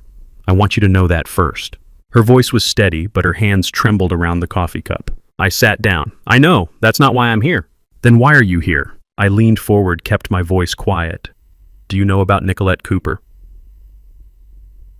Beat. Her face shifted. Recognition. She looked down at her latte, didn't answer. I waited. 15 seconds of silence. Students walked past laughing. The espresso machine hissed. Someone's phone buzzed. When Leonie looked up, her eyes were red at the corners. Yes. You know and stayed silent, or you know and don't know what to do. Her hands tightened around the cup until her knuckles went white. Love doesn't make complicity disappear, it just makes the math harder. Turns moral clarity into emotional fog where you can't see the child suffering because the person you love is standing in the way. I saw the email, Leonie said quietly. November. Between Adrian and Principal Stewart. I was filing foundation correspondence. It said they needed to settle the Cooper complaint before the January gala. That controversy during fundraising would be problematic. And you didn't say anything. To whom I'm a 23-year-old intern. Adrienne is the CEO. Who was I supposed to tell? Celeste Cooper, Nicolette's mother. Leonie looked away. I know. When did you realize it wasn't just administrative? December. I saw the payment confirmation from Callahan Properties, $600,000. Memo said Educational Partnership Development, but I'd never heard of them. So I looked them up. Murray Callahan's daughter is in Nicolette's grade at Whitmore. She said it like a confession. I'm 23 years old, Leonie said, voice breaking slightly. I'm scared. Not an excuse, a statement of fact. Scared of what? Of losing everything, my program, my future. Adrian wrote my Yale recommendation. If this becomes public, if I'm involved, I lose the recommendation, maybe my place in the program. Legally, I don't know if I'm complicit just by seeing the emails. I don't know what happens to me. She took a breath, and I'm afraid of losing her. I know a child is suffering, and I'm worried about my relationship. But I truly love her. I don't know if that makes me weak or complicit or just 23 and stupid. I let the silence sit. What matters more at 23, protecting the person you love from consequences or protecting a child you've never met from institutional betrayal? I'm not asking you to betray Adrienne for me, I said. Leonie looked up. Then what are you asking? Choose for Nicolette Cooper, 13 years old, bullied since September, stopped eating for 3 weeks. That's who this decision is about. I paused. You don't choose between me and Adrienne. You choose between staying quiet while a child suffers or doing what you know is right. That difference matters. Leonie stared at me. Tears finally broke through the careful control. I don't know if I'm brave enough, she whispered. You came here this morning. That took courage. Coming here is different from telling the truth, from protecting a child. She wiped her eyes with her sleeve. What happens if I help you? I don't know. That depends on what you have and what you choose to do with it. And if I don't, then Nicolette stays at a school where adults covered up her bullying for money, and you stay with someone who taught you that love means protecting her instead of protecting children. That's the system you choose to live in. I pulled out my phone, opened a new contact, typed my number. I'm giving you my number. Call me when you decide what kind of person you want to be at 23. Not today, not tomorrow necessarily, when you know. I stood up. Leonie looked at the number on her phone, then at me. You're not going to pressure me. No. Why not? Because the choice only means something if it's yours. Choose for Nicolette, not for me. That difference matters. I left Leonie sitting at that table with her untouched latte and red eyes, gave her my number. Told her to call when she decided what kind of person she wanted to be at 23. Didn't ask for timeline, didn't pressure, didn't threaten, just reframed the choice from betray the woman I love to protect a child being crushed by institutional corruption. Walking back to my truck on Chapel Street, I didn't know if she'd call, but I knew I'd given her something. Adrienne never had the truth about what choosing silence actually costs. My phone vibrated against the hospital corridor wall. Sterling Fitzgerald's name flashed on the screen. I'd expected his call. Forensic analysis takes time, but not this soon. 48 hours felt impossibly short for the deep dive I'd requested. Sterling, I answered, keeping my voice low. Lawrence. His breathing was uneven. I need you to sit down for this. I was already sitting, having slid down the wall during Dwight's account. I'm sitting. Good, because what I found... He paused. It's not what she deleted, Lawrence, it's when. The distinction landed like a punch. Investigators think in what? Engineers think in when sequence timeline cascade of cause and effect. Sterling was speaking my language. The iCloud keychain reset, I said. You recovered the timestamp. 11:23 p.m., January 12th. 24 minutes before Hartford Hospital called your cell phone to report your father's condition had deteriorated. I watched the numbers on the opposite wall, room 317, blur and refocus. 24 minutes. Not panic, not damage control. Premeditated deletion while Ernest was dying 3 floors above, executed before I'd received any notification that would justify such measures. She knew, I said quietly. The room number reflected in my phone's black screen doubled and inverted. Before the hospital called me, she already knew. Or she'd already decided what needed to disappear regardless of outcome. Sterling's tone shifted into expert testimony precision. The deletion protocol was thorough enterprise-grade sanitization. 7-pass overwrite on the authentication tokens. She scorched the earth. Thoroughness reveals intent. Overkill is a signature. What could she have needed to hide badly enough to risk that digital footprint? She missed something. Email drafts sync to iCloud differently than sent messages they cache locally, even after cloud deletion if the device hasn't completed a full sync cycle. Her laptop was in sleep mode when she executed the reset from her phone. I straightened against the wall. You recovered drafts. One draft. Composed at 10:47 p.m. on January 12th. Recipient Desmond Mercer. Ernest's estate attorney. Subject line, Nicolette contingency legal exposure minimization. The hallway contracted around me. 10:47 p.m., 36 minutes before she'd purged her digital life. An hour before the hospital had called. While Ernest was coding in room 412, Adrian had been composing legal strategy about erasing a 14-year-old child from his will. Family betrayal forces impossible choices. When the people you trust weaponize that trust, the damage compounds across generations. If you've faced systematic deception by those closest to you or watched someone you love navigate that minefield, you know evidence doesn't heal, but it does clarify.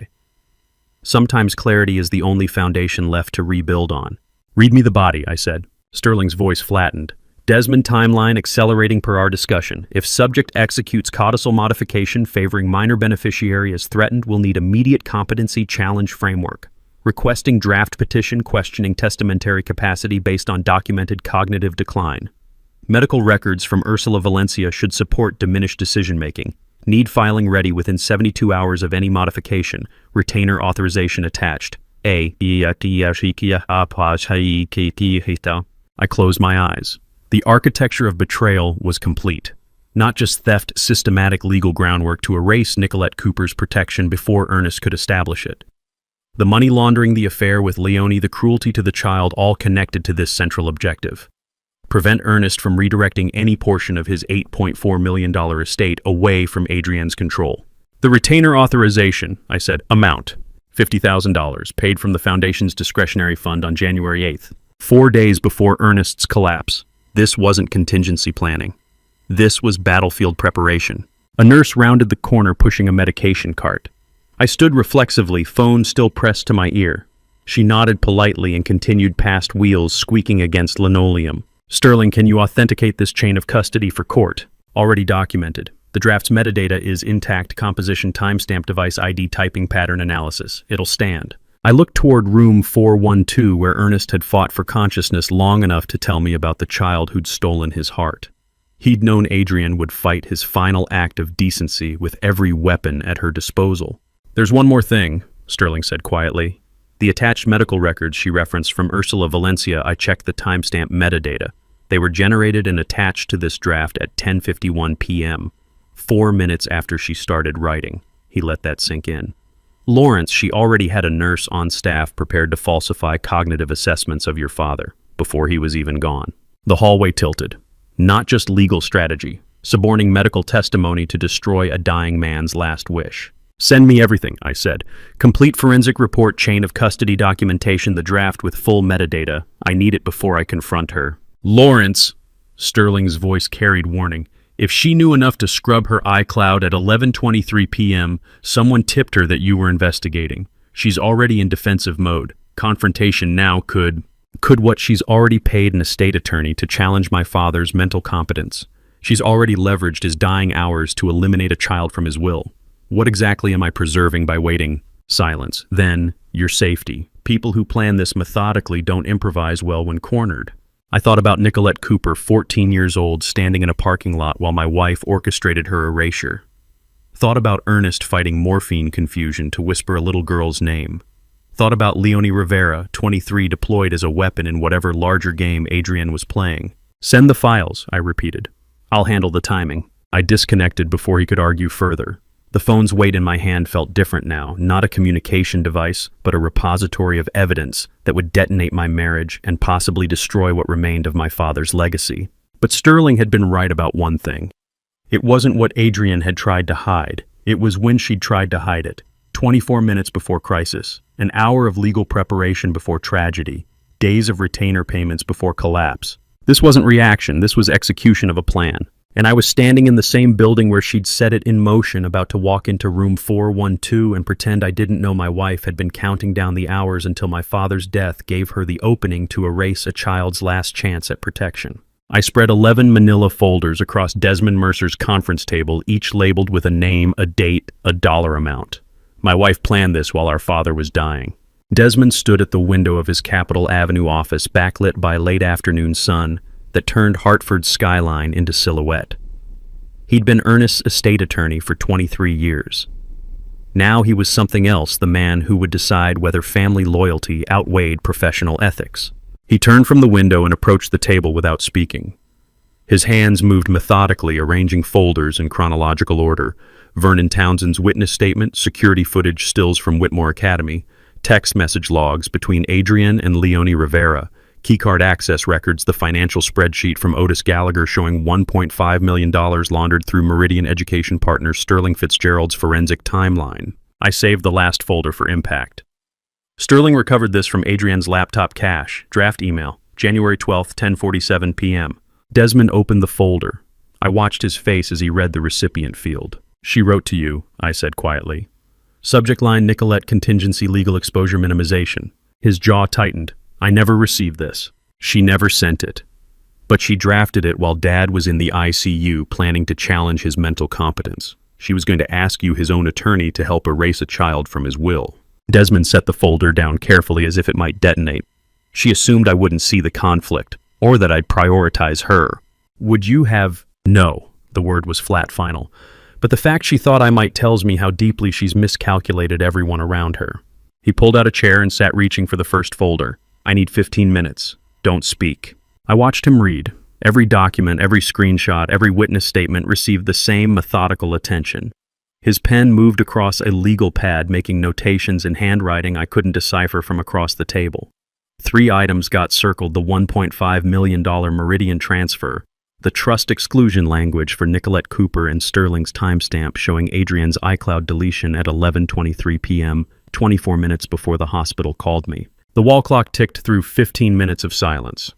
Outside the window, traffic noise rose and fell. Inside, the only sound was paper sliding across mahogany and pens scratching against pad. Desmond arranged the evidence folders like puzzle pieces, each document a fragment of intent together, forming a portrait of premeditated betrayal my wife had composed. One email, one deletion, one lie at a time. Finally, he looked up. "This is wire fraud conspiracy to commit fraud and possibly RICO if the foundation pattern holds across multiple incidents. Can we prove it? We can document it. Proving it is the prosecutor's job." He stood and moved to the whiteboard mounted on the far wall, uncapping a blue marker. 4-point strategy. First, evidence preservation letters sent today to Whitmore Academy and Meridian Education partners. No destruction of records, immediate compliance, federal penalty warnings. He wrote preservation in block letters. Second, emergency trust amendment protecting your father's original intent regarding Nicolette Cooper. If he's still competent to sign, we execute it tomorrow. If not, we document his expressed wishes with medical witnesses. Amendment joined preservation on the board. Third, IRS referral for Meridian LLC suspicious activity. The $1.5 million transfer triggers mandatory reporting thresholds. I file Form 3949-A citing potential tax fraud and money laundering. IRS referral. Fourth. He turned to face me, marker still in hand. "You do nothing visible. Don't confront her. Don't hint. Don't apologize for distance. Radio silence. She'll know something's wrong. Let her wonder." Desmond capped the marker. "Wondering makes people reckless. Reckless people make mistakes. We need her mistakes on record." I stared at the whiteboard, at the clinical architecture of legal warfare. What happens when she retaliates? She'll weaponize family relationships, claim you're mentally unstable from grief, possibly attempt emergency guardianship over Ernest to freeze estate decisions.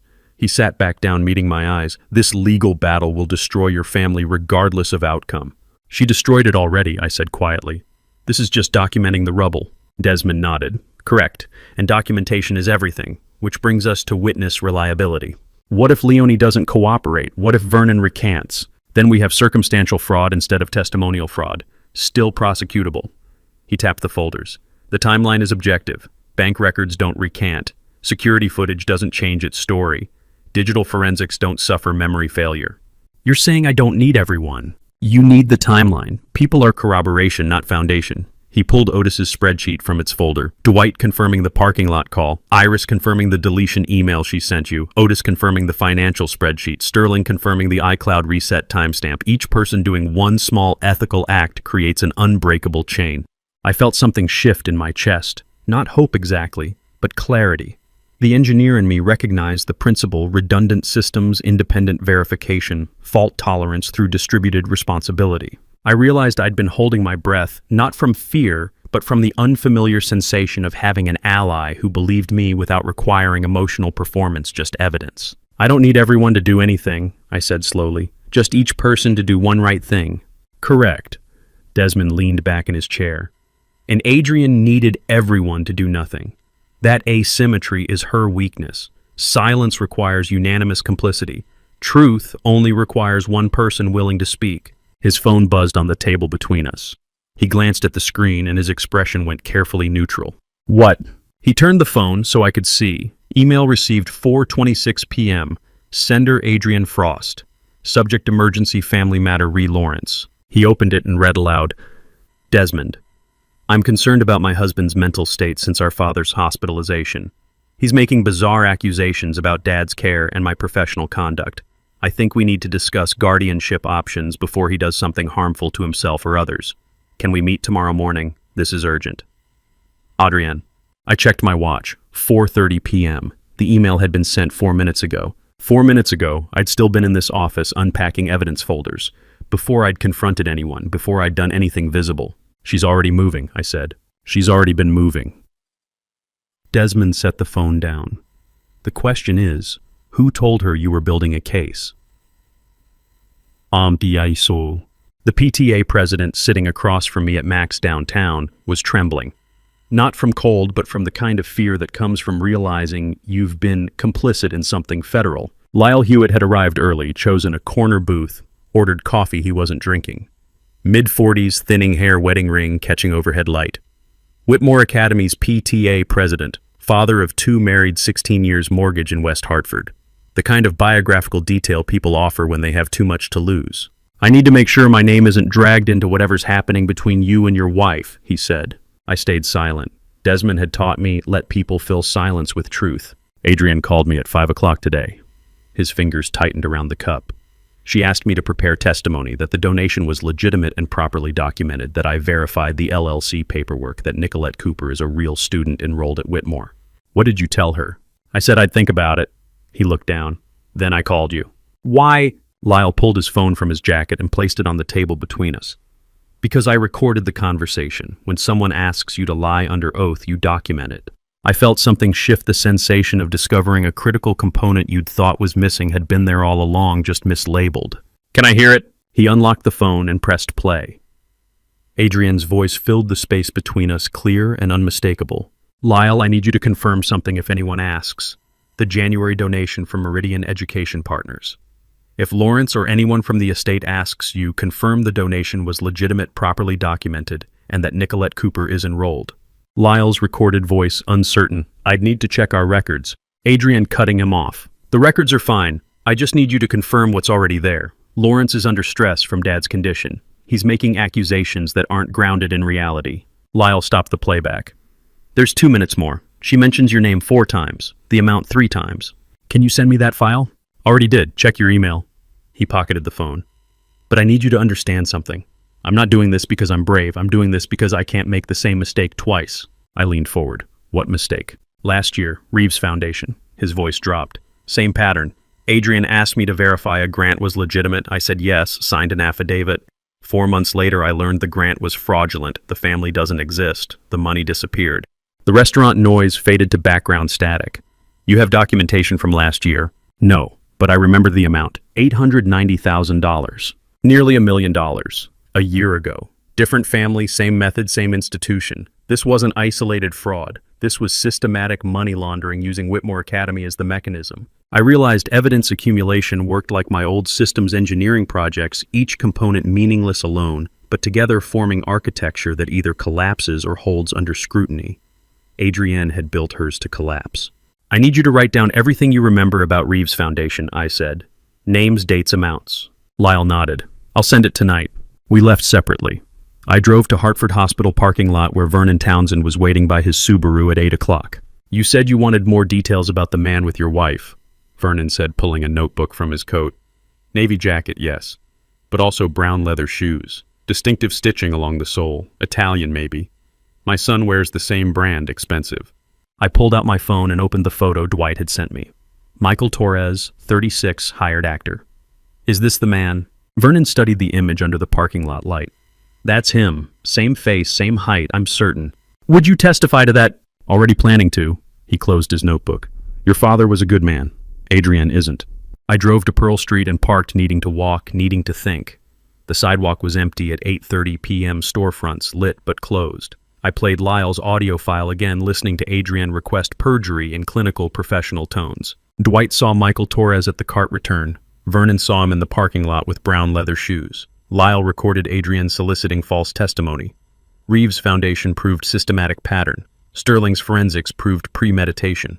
Otis's spreadsheet proved the money trail. I didn't need Adrienne to confess. I needed the evidence to speak. Standing on Pearl Street, I noticed my reflection in a storefront window, same face as 4 days ago, but the expression was different. Not grief-hollowed anymore. Purpose sharpened instead. I breathed normally for the first time since January 12th, not because the crisis was over, but because the path forward was clear. Scattered fragments had coalesced into certainty. The investigation phase was complete. What came next was confrontation. My phone rang. Unknown number. Hello! Lawrence, a woman's voice, young, shaking. This is Leonie Rivera. We met at the hospital. I stopped walking. I remember. I made my decision. I want to help. I'll testify about everything, the affair, the money, what she asked me to do. Her breath caught. But she just called me 20 minutes ago. What did she say? That if I speak to you, I'll be deported to El Salvador within 72 hours. That she knows people at ICE. That my visa status doesn't matter. She can make calls. Leonie's voice cracked. My visa is legitimate. I have nothing to hide. But Lawrence, can she actually do that? The sidewalk tilted beneath me. The evidence was complete. The witnesses were willing. The path was clear. Except Adrienne wasn't just hiding fraud anymore. She was threatening a 23-year-old graduate student with state violence to maintain her cover. The cost of using this evidence had just become human. Don't answer if she calls again, I said. I'll handle this. But as I disconnected, I wasn't certain what handling it meant or whether the 72-hour clock Adrienne had started was already running out. I found the gala organizer in the Delamar Greenwich Harbor lobby arranging nameplates alphabetically. Adrienne Frost's card, positioned between foundation donors and guest speaker, and realized this was where it ended. 5 days since Leonie's call. 5 days spent coordinating with Desmond to secure immigration attorney protection for a 23-year-old graduate student my wife had threatened with deportation. 5 days building the case while Adrienne accelerated her plans. Now I was 40 miles from Hartford, standing in a luxury hotel lobby watching a stranger position my wife's name at the head table of her own foundation's annual gala. The woman adjusting the nameplates was late 30s, efficient movements, burgundy blazer tablet under one arm.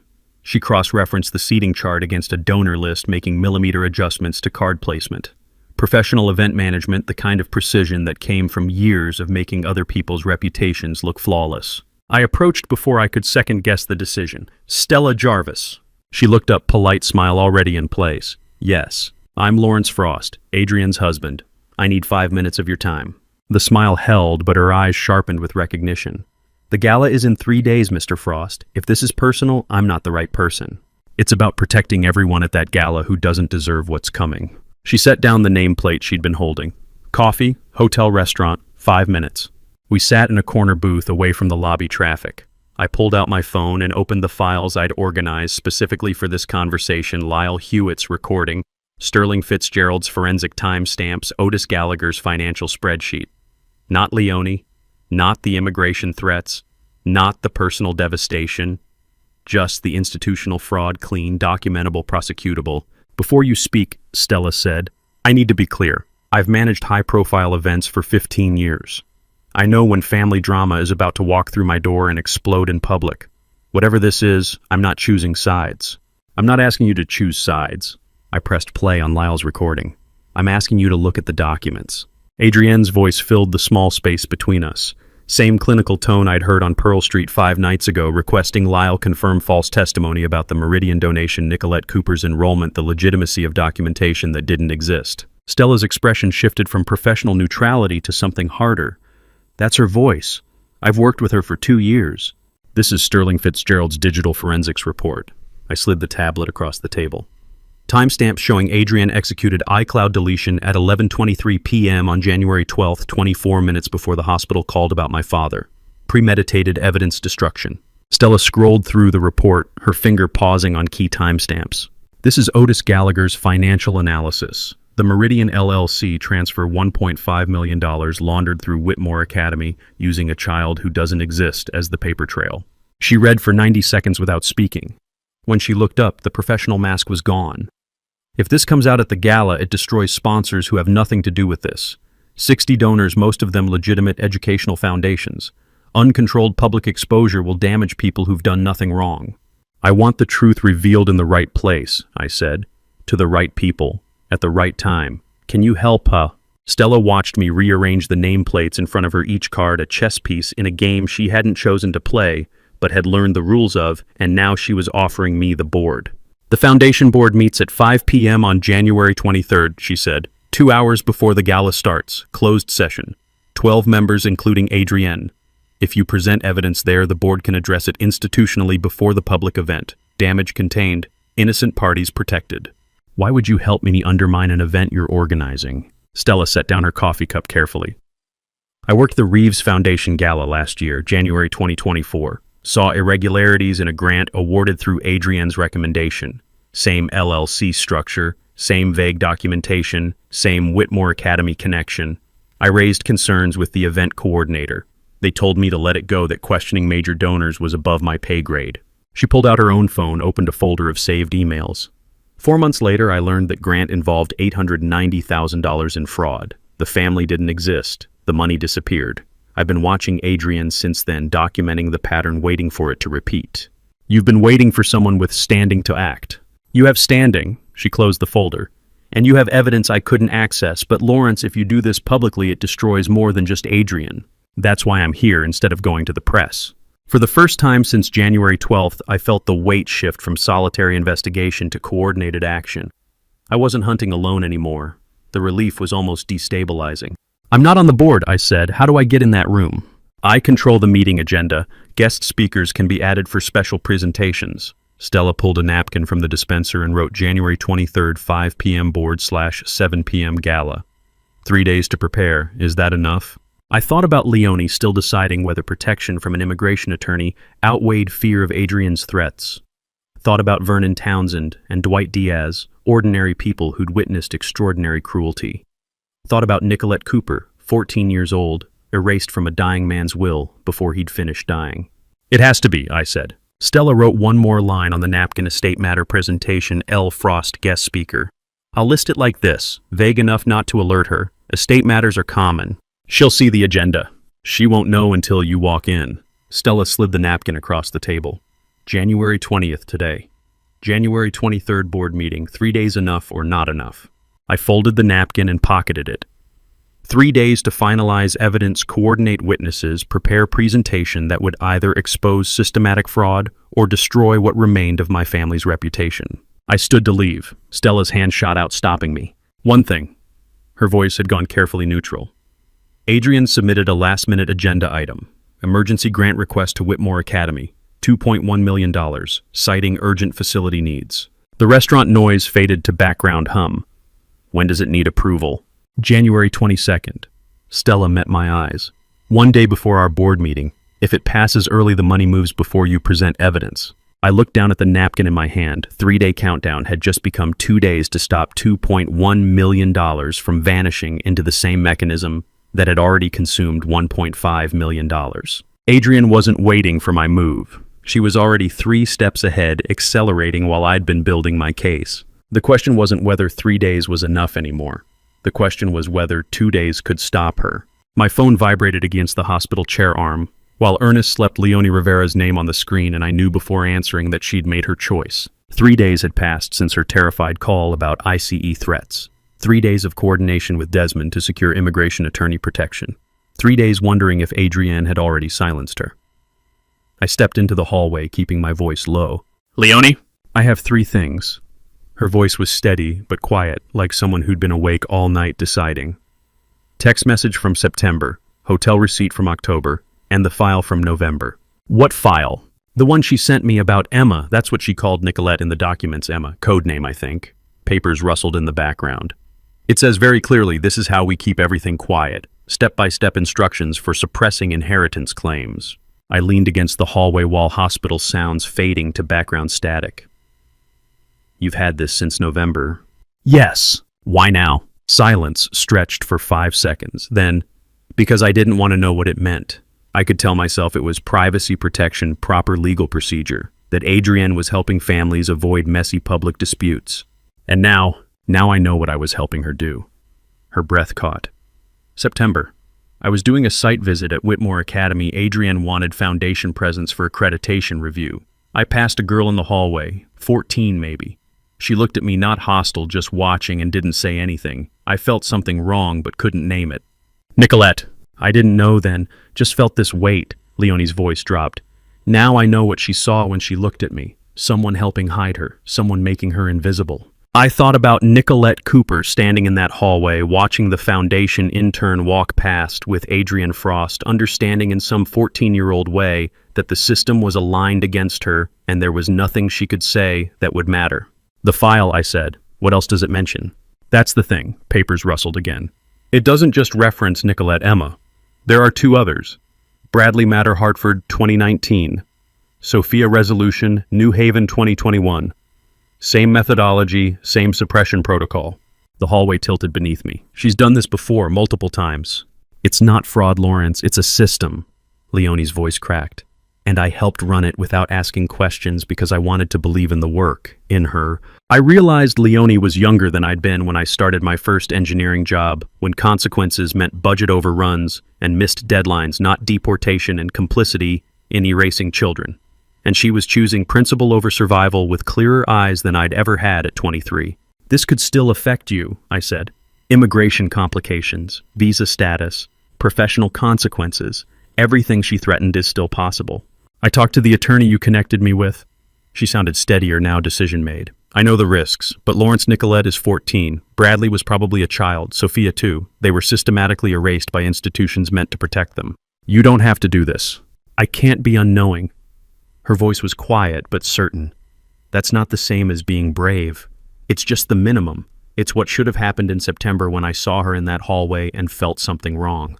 I thought about courage and recognized this wasn't it. Courage implied choice between equal options. This was something simpler and harder, recognizing complicity and refusing to continue it regardless of cost. I'll have Desmond contact you, I said. He'll make sure the file transfer is secure, protected, admissible. Tell him to hurry. Fear crept back into her voice. I don't know how long before she realizes what I'm doing. I promised to coordinate immediately and disconnected. Stepped back into room 317, where Ernest slept, breathing shallow but steady. The monitor beside his bed beeped rhythmic proof of persistence, mechanical continuation that required no choice, just function. I sat in the chair beside him and thought about Leonie's voice on the phone. Different kind of persistence. Humankind that chooses rather than continues. Ernest had said something days ago in one of his lucid moments before the morphine pulled him under again. Something about Adrienne. Living with someone heartless, you don't notice at first because they're good at performing warmth. By the time you see it, you've already built your life around the performance. I'd thought he meant our mother dead 15 years. Now I understood he'd meant his daughter. I looked at Leonie's number on my phone screen. 23 years old, graduate student, affair partner turned whistleblower. Threatened with state violence for choosing documentation over silence. She has a heart, I thought. Not easy at 23, not easy at any age when the cost is this high. My phone buzzed again, text from Desmond. Don't call Leonie back. Her phone may be monitored. Adrienne just filed emergency restraining order against you. Harassment, emotional instability. Hearing scheduled January 22nd, same day as grant approval. She's boxing you in. I read it twice, then a third time. The hospital room felt smaller walls contracting. Adrienne knew. About Leonie's decision, about the file transfer, possibly about every conversation I'd had for the past week. And she wasn't just defending, she was preemptively attacking, using the legal system to neutralize me before I could present evidence. Emergency restraining order, harassment, emotional instability. If the court declared me unstable on January 22nd, my evidence became suspect. My testimony unreliable. Every witness I'd coordinated could be dismissed as products of a grief-stricken brother's delusional campaign against his sister. And the hearing was scheduled for the same day as the grant approval, ensuring I couldn't physically attend. Both couldn't stop the money from moving while simultaneously defending my competence. January 22nd. One day before the board meeting Stella had arranged. One day before the controlled confrontation I'd been building toward. Adrian had just collapsed the timeline and weaponized the calendar against me. I looked at Ernest's sleeping monitor beeping steady persistence. Looked at my phone with Desmond's warning about surveillance. Looked at the door to the hallway where I'd stood 3 minutes ago promising Leonie that Desmond would protect her file transfer. Promise I might not be able to keep if Adrienne was already monitoring every communication, already 3 moves ahead, already executing the legal strategy that would either silence me or destroy my credibility before I could use the evidence Leonie had just risked everything to provide. The monitor beeped. Ernest breathed. My phone screen went dark.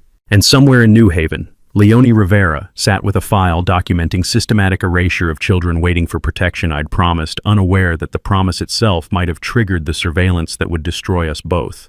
12 chairs around the mahogany table. Adrienne Frost at the head in navy blazer adjusting the microphone, and I walked in with the manila folder she didn't know contained the architecture of her collapse. 3 days since Desmond's warning about surveillance. 3 days of coordination through encrypted channels and burner phones. 3 days preparing for this moment while Adrian filed legal barriers, assuming I'd never reach it. The restraining order hearing was scheduled for January 22nd, 2 days away, but Stella had ensured this board meeting happened first. Adrienne's eyes found me as I entered. Brief confusion, then controlled neutrality. She hadn't expected me, but wouldn't show alarm in front of 12 board members settling into leather chairs, half-checking phones, all performing the ritual disinterest of people accustomed to mandatory meetings. Desmond sat in the corner as legal observer. Stella stood at the side door, arms crossed, face neutral. Our final agenda item, Stella's voice cut through the room's settling noise. Lawrence Frost will address an estate matter with foundation implications. Adrienne leaned forward slightly. Lawrence, I didn't realize you'd be presenting. What estate matter? I opened the folder calmly. The one involving Meridian Education Partners, LLC, and $1.5 million in undocumented transfers through Whitmore Academy. The room went quiet, phones lowered. A woman in her 50s at the far end adjusted reading glasses. January 12th through 15th, 2025. I distributed timeline printouts. My father, Ernest Frost, was hospitalized. During that period, evidence emerged of systematic fraud involving Foundation resources. I connected my laptop to the projector. January 15th, 5 p.m. This call was recorded by the recipient with his knowledge and consent. I pressed play. Adrienne's voice filled the boardroom, clinical and clear.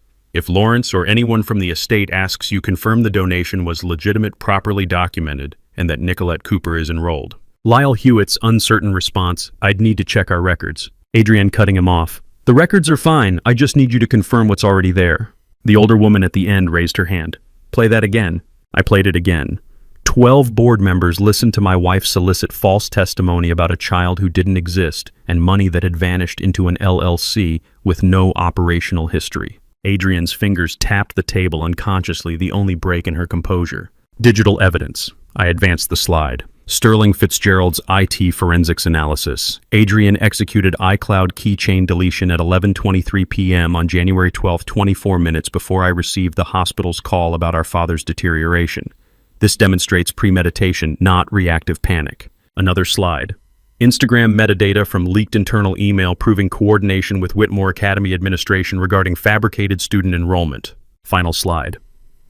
Otis Gallagher's financial analysis showing $1.5 million transfer through Meridian LLC with no traceable educational expenditure. Adrienne stood abruptly. These documents were obtained illegally. This is harassment. I've filed a restraining order against my husband for exactly this kind of delusional behavior. The board chair, silver-haired man in his 60s, measured authority in every gesture, raised one hand. Ms. Frost, let him finish. Adrienne sat. Greenwich Harbor was visible through floor-to-ceiling windows. Calm surface, strong current beneath. And I realized this was what institutional power looked like when it shifted. No explosion. Just tide going out, leaving someone stranded. The door opened. Leonie Rivera walked in uninvited, crossed to the table, and placed a USB drive in the center. 12 pairs of eyes tracked her movement. I'm Leonie Rivera. Her voice was steady despite trembling hands. I work for this foundation as a graduate intern. Ms. Frost sent me a file in November. I can't keep it anymore. Adrienne stood again, voice rising. This is conspiracy. You're all... Adrienne. The board chair's voice was quiet but absolute. Sit down. Adrienne sat. Leonie continued. The file details suppression methodology for 3 children's inheritance claims. Nicolette Cooper, 2024. Bradley Hartford, 2019. Sophia New Haven, 2021. Step-by-step instructions for erasing children from estate proceedings. The board chair picked up the USB drive, inserted it into his laptop. The projector displayed a Word document dated November 3rd, 2024. Subject line: Containment Protocols Inheritance Disputes. He read silently for 30 seconds. Scrolled. Read more. Looked at Adrienne. Looked at me. 8 seconds of complete silence. No shuffling, no coughing, no breathing sounds. Only Greenwich Harbor waves visible through glass. Bradley matter suppress using statute of limitations precedent, the board chair read aloud. Sophia settle with N.D. a minimal payout. Emma ignore until probate closes, no standing to challenge. He closed the laptop. The foundation will retain independent counsel for comprehensive investigation. Ms. Frost, you are suspended from all duties effective immediately pending review. Adrienne's voice came out small. You can't, I built this foundation. Meeting adjourned. The board chair stood. Board members filed out in silence, avoiding eye contact with Adrienne, some glancing at me with expressions I couldn't read. Stella held the door. Desmond gestured for me to leave. Adrienne remained seated, staring at the mahogany table, not crying, not protesting, just frozen. I walked to the window overlooking the harbor. Thought about Ernest's distinction between doing the right thing and taking revenge. Expected to feel satisfaction, vindication, relief. Felt none of these. Only the peculiar emptiness of discovering that justice doesn't heal, it just clarifies. Let's go, Desmond said quietly. I looked back at Adrienne, still sitting alone at the table where she'd presided over 2 years of foundation meetings, where she'd built a reputation for educational philanthropy, while systematically erasing children from inheritance she considered inconvenient. My wife, my father's daughter, the woman who'd threatened a 23-year-old graduate student with deportation to hide fraud, the CEO who'd staged a parking lot encounter with hired actors to create alibis for theft. Father was right, I thought. I did the right thing, not revenge. I understand the difference now. Revenge would feel like something. This felt like nothing, just exhausted clarity and the weight of irrevocable choices. My phone rang in the hallway, Hartford Hospital. Mr. Frost. The nurse's voice was gentle but urgent. Your father's condition has changed. He's unresponsive. The doctor recommends family come immediately. I checked the time, 5:52 p.m. Looked back through the open boardroom door. Adrienne still sat at the table alone, staring at nothing. She's still my wife. He's still her father. Do I walk back in and tell her? Do I give her the chance to say goodbye to the man whose final wish she'd tried to erase? Or do I leave her sitting in the wreckage of the life I just dismantled, learning about Ernest's death hours later when it's too late to matter? The final choice between family and justice. Desmond waited by the elevator, hand holding the door. Adrienne sat motionless 20 feet behind me. The nurse's voice on the phone, Mr. Frost, are you coming? I had to choose. My phone vibrated on Ernest's hospital bedside table. Adrienne's name glowing on the screen, and my father's eyes opened for the first time in 14 hours. The previous evening played back in compressed frames, driving from Greenwich to Hartford, walking back into the Delamar boardroom where Adrienne still sat alone, standing in the doorway until she looked up. Dad's unresponsive. They don't know how long.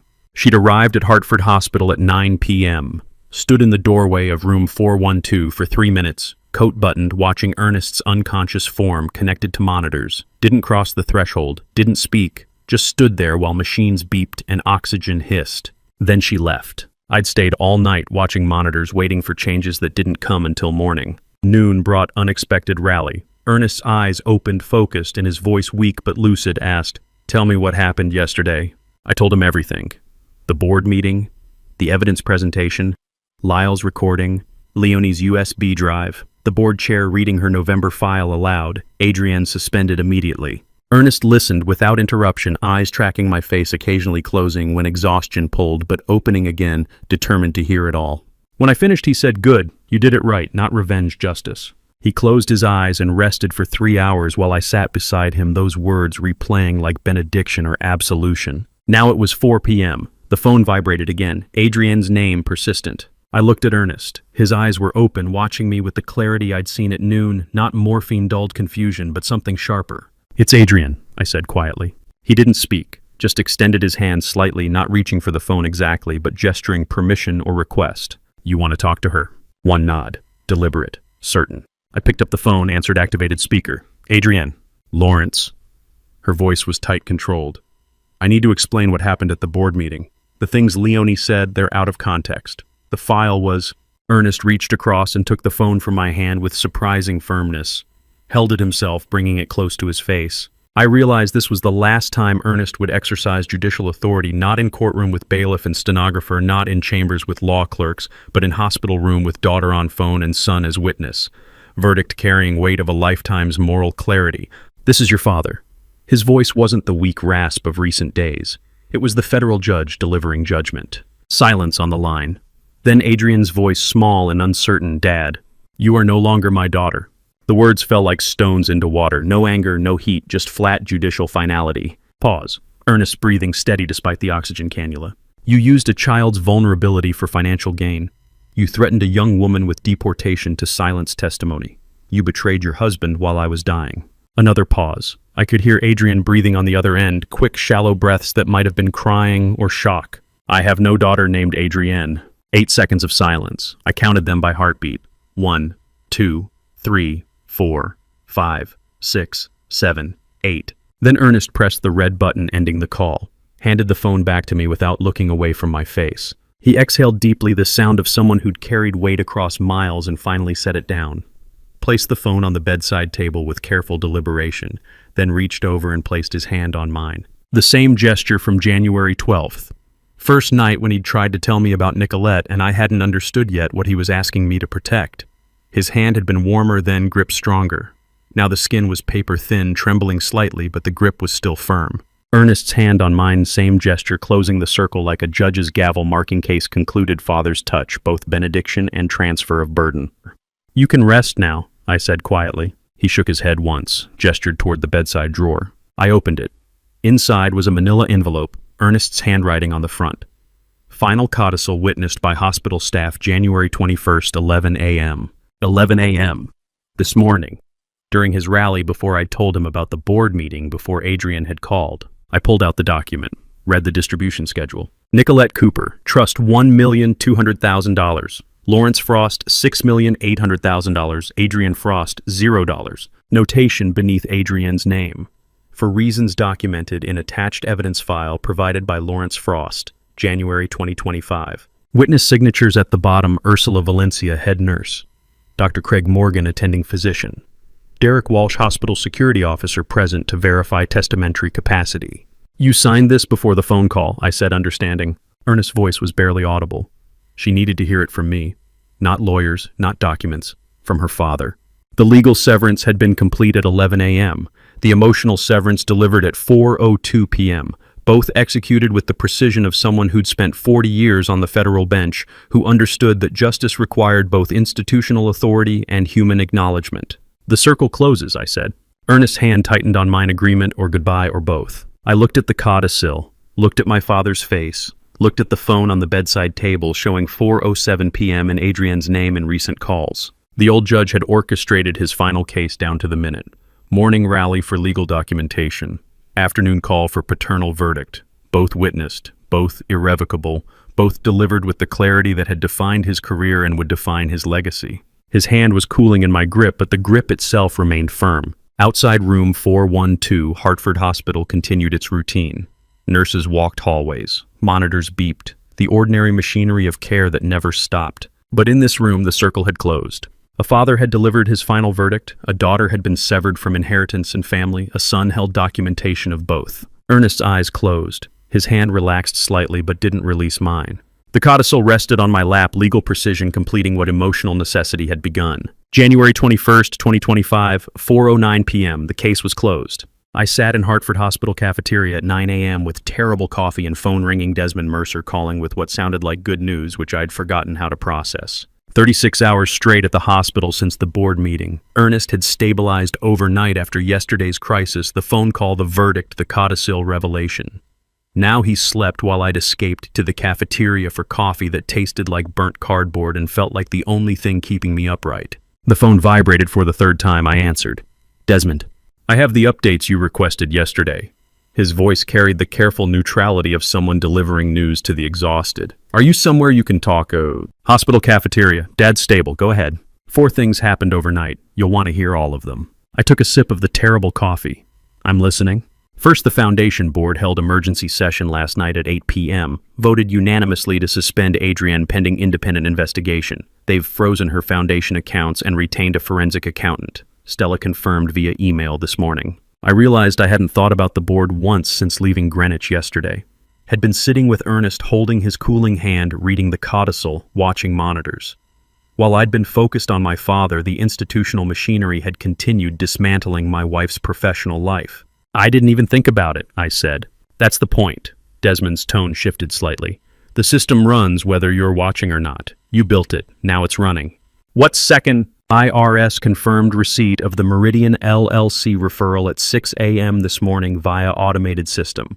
Criminal Investigation Division flagged the transfer pattern matches, money laundering indicators, triggered automatic asset freeze at 7:30. I set the coffee cup down. How fast does this usually move? When the pattern is this clear fast, Adrienne has no access to those accounts as of 7:30. Can't touch the funds, can't move money, can't pay operational expenses or legal retainers. Legal retainers.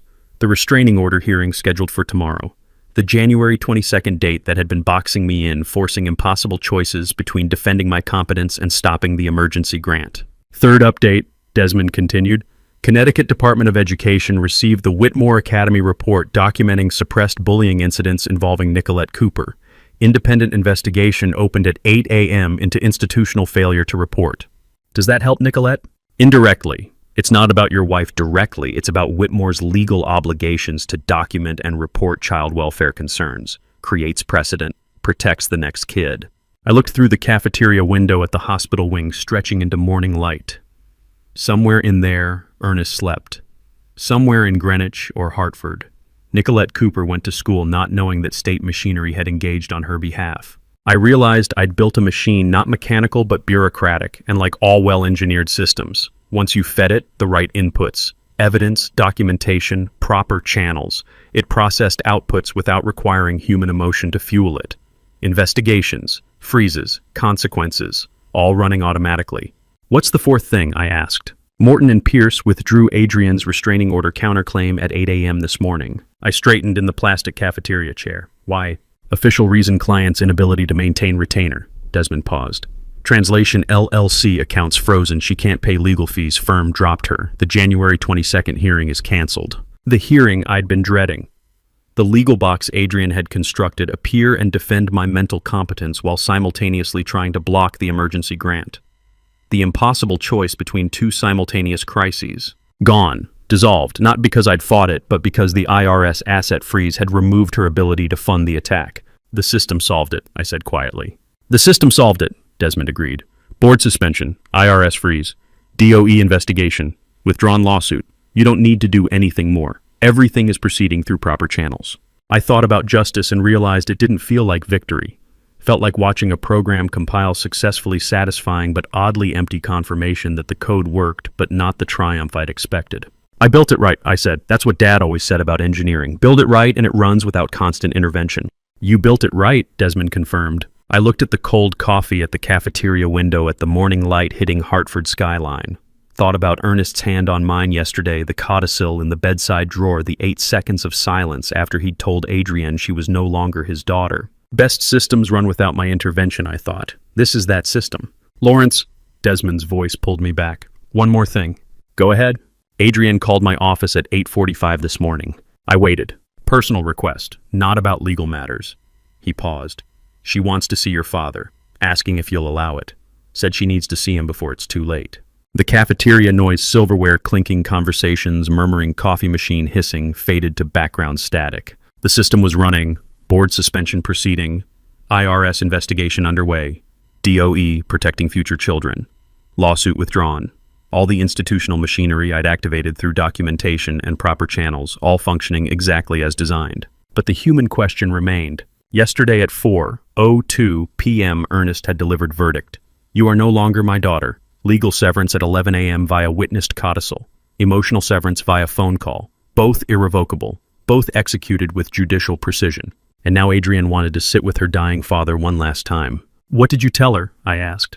That I'd relay the message. The decision is yours. I thought about Nicolette Cooper, 14 years old, systematically erased from an inheritance meant to protect her.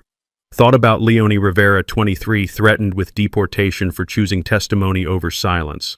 Thought about Bradley and Sophia, 2 other children Adrienne had suppressed across years of institutional fraud. Thought about Ernest's hand cooling in mine, his voice barely audible. She needed to hear it from me, not lawyers, from her father.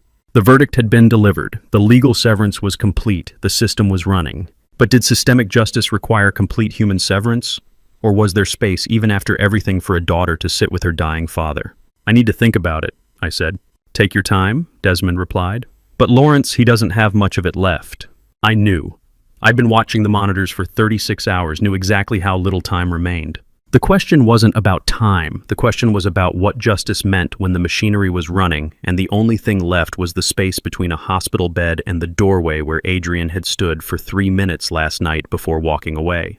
I'll call you back, I said, and disconnected. The coffee was cold. The cafeteria continued its morning routine. The system ran without my intervention. But this decision, this final human complexity, required something the system couldn't provide. It required me. Celeste Cooper walked through Hartford Hospital first-floor entrance with a 14-year-old girl whose black hair fell straight and whose posture, spine straight, shoulders back, told me everything had changed. 2 days since Desmond's call about Adrienne's request to see Ernest. 2 days I'd spent not answering that question, letting it dissolve into the larger silence of institutional consequences running their course. Now Celeste and Nicolette stood in the lobby, and I realized some decisions make themselves through inaction. I met them by the elevator bank.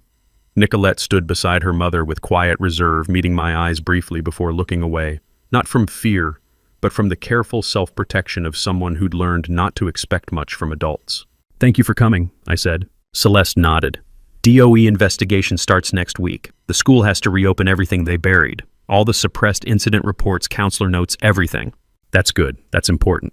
Nicolette will have official documentation of what happened, institutional acknowledgement instead of institutional denial. Celeste's hand rested on her daughter's shoulder.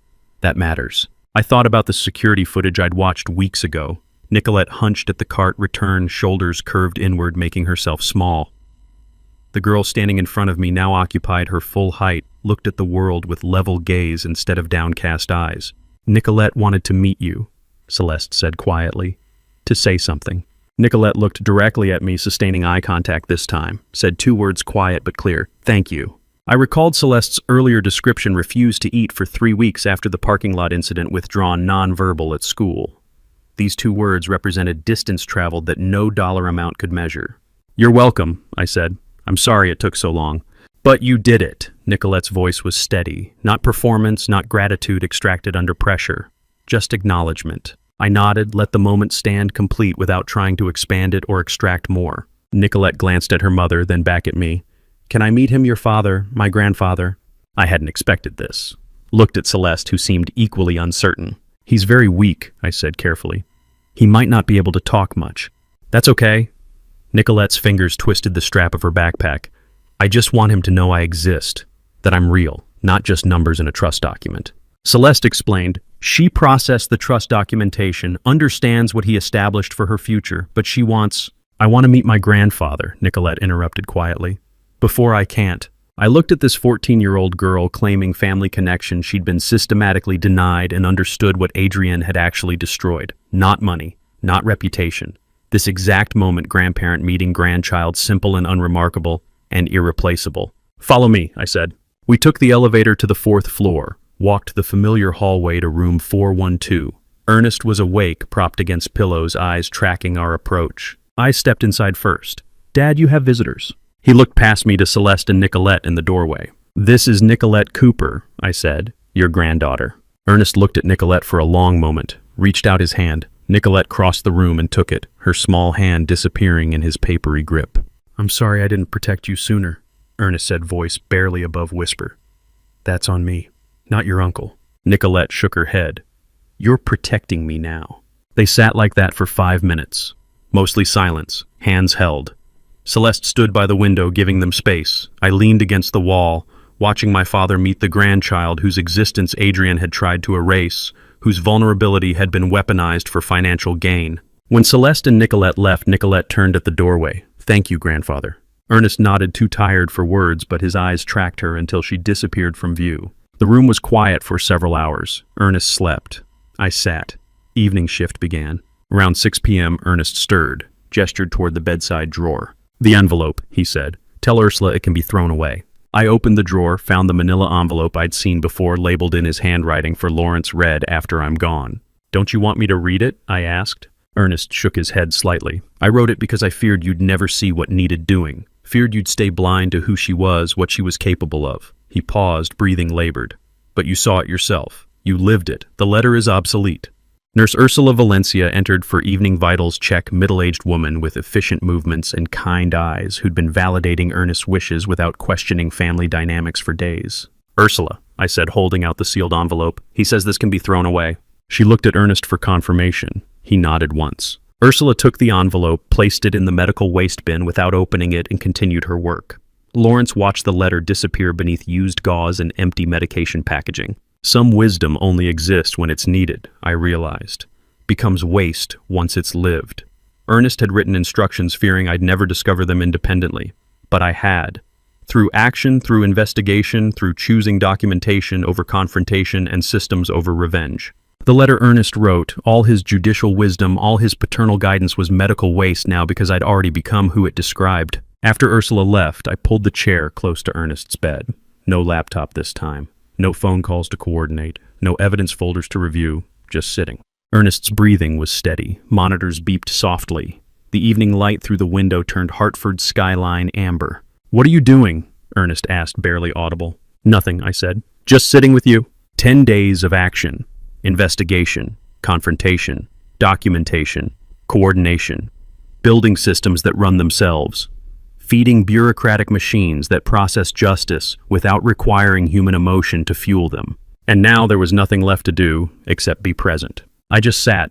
That was enough. Vernon Townsend drove his old red Honda through West Hartford morning light with Ernest Frost in the passenger seat, and I followed behind, thinking after 10 days in hospital fluorescence, natural sunlight looks almost foreign. The discharge had taken 3 hours, paperwork, medication reconciliation, hospice coordination, final instructions from Dr. Morgan about what to expect in coming weeks. Ernest had sat through it all with patient dignity, answering questions, signing forms, ready to go home. Vernon pulled into the driveway at 847 Elm Street. Ernest looked at the oak tree in the front yard, same tree that had been there 40 years, bare branches reaching into January sky. "Still beautiful," he said quietly. I knew he wasn't talking about the tree. "Need help getting inside?" Vernon asked. Ernest shook his head. "I can walk to my own door." The house looked unchanged from January 12th when this began. Same cream siding, same green shutters, same front steps I'd climbed 10,000 times. But everything inside the people returning had shifted. I helped Ernest to his usual chair leather recliner by the south window, worn armrests shaped by decades of use, afternoon light pooling where it always pooled. Not hospital bed with rails and call buttons, not machines beeping vital signs, just the chair Ernest had sat in for 30 years reading case law and watching seasons change. Vernon left quietly with a hand on Ernest's shoulder, a nod to me that said more than words could. Ernest settled into the chair, exhaled deeply. "Better than hospital." "I'll make tea," I said. "Chamomile, 4 minutes exactly." I went to the kitchen, the 1971 table still there, phone on the counter window, looking out at the same Hartford skyline I'd stared at 12 days ago when everything was different. Put the kettle on, found chamomile in the cupboard where it had always been timed 4 minutes on my phone. Brought 2 cups to the table. Ernest had moved from the recliner to his usual chair across from mine, the arrangement we'd maintained through decades of dinners and discussions. He didn't drink yet, just looked at me with the clear-eyed focus I'd seen yesterday when Nicolette held his hand. "I want you to do something for me today," he said. "Sit still. Don't check your phone. Don't plan next steps. Don't engineer solutions. Just sit with me and do nothing." I started to ask why, then understood. After 10 days of relentless action, investigation, coordination, confrontation, documentation, Ernest's final teaching was about stillness. "For how long?" I asked. Ernest's mouth quirked into something almost like a smile. "Until you stop asking how long." So I sat. Winter sunlight crawled across the kitchen floor at a pace measured in minutes, not seconds. I watched it move, watched dust motes drift through the beams, watched Ernest's breathing rise and fall. Time passing without urgency, without agenda, without output to produce. Learning to exist in time that didn't demand progress or resolution, this was what Ernest meant. 3 p.m. arrived. I had been sitting opposite my father for 4 hours. No laptop, no evidence folders, no witness coordination, just father's breathing light moving silence. I noticed details I'd missed before: crack in ceiling plaster shaped vaguely like Connecticut Ernest's wedding ring loose on his thin finger, the way afternoon shadows made the kitchen look like a sepia photograph. "You're getting it," Ernest said, barely audible. "Getting what?" "How to stop." I was a systems engineer, spent 40 years building solutions, optimizing processes, fixing problems. 10 days ago, I'd applied that same mindset to family betrayal, documented evidence, coordinated witnesses, fed bureaucratic machines that processed justice without requiring emotion to fuel them. And it had worked. The system ran. Consequences proceeded. Adrienne was suspended, investigated, severed legally and emotionally from the family she'd betrayed. But Ernest's final lesson wasn't about action. It was about learning when action ends and presence begins. 5:47 p.m. The phone rang. My cell on the kitchen counter, Adrienne's name glowing on the screen. I looked at Ernest's silent question. He looked back, nodded once. Not permission to reconcile, permission to end it. I answered. "Adrienne." "Lawrence." Her voice was formal, distant. "I need to know what happens next, with the estate proceedings, with the foundation investigation, my professional reputation." "The system handles that now," I said. "I'm not involved anymore. Can we really talk, not about legal matters, about us?" I thought about Nicolette Cooper standing upright in hospital lobby. Thought about Leonie Rivera risking deportation to testify. Thought about Ernest's hand cooling in mine while he delivered verdict, "You are no longer my daughter." "After everything," Adrienne said quietly, "am I still your wife?" I looked at Ernest across the table. 10 days ago, dying in a hospital room. Now home in his chair, trial concluded, verdict delivered. He nodded, trial over. Hanging up on Adrienne felt nothing like I expected, not cathartic, not victorious, just quiet and final, like closing a book I'd finished reading and placing it on a shelf where it belonged. "You chose money over a child's dignity," I said. "Now it's my turn to choose." I disconnected, set the phone down, pulled the blanket from the chair back and draped it over Ernest's lap. "It's done," I said. Ernest nodded, closed his eyes. 5:52 p.m.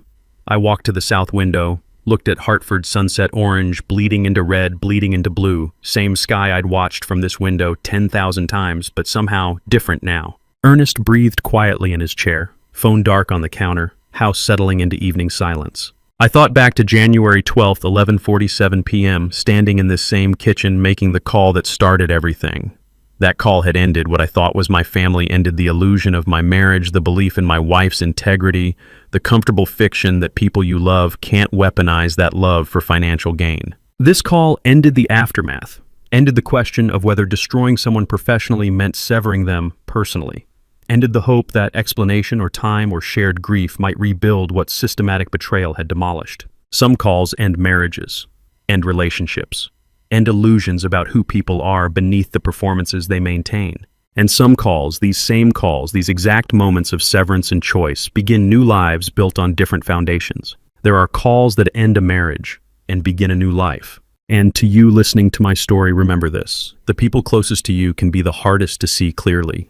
Don't make my mistake. I trusted blindly for 30 years because trust felt easier than vigilance. I thought family meant never questioning, never documenting, never preparing for betrayal. But trust without verification isn't faith, it's willful blindness. If I'd asked one hard question earlier, if I'd looked at one bank statement before crisis forced my hand, maybe I could have protected my father sooner. Maybe Nicolette wouldn't have suffered so long. Here's what I learned. Justice doesn't require anger. It requires documentation. When someone you love betrays you, systematically emotion won't save you, evidence will. Build your case like you'd build any system with redundancy, verification, proper channels.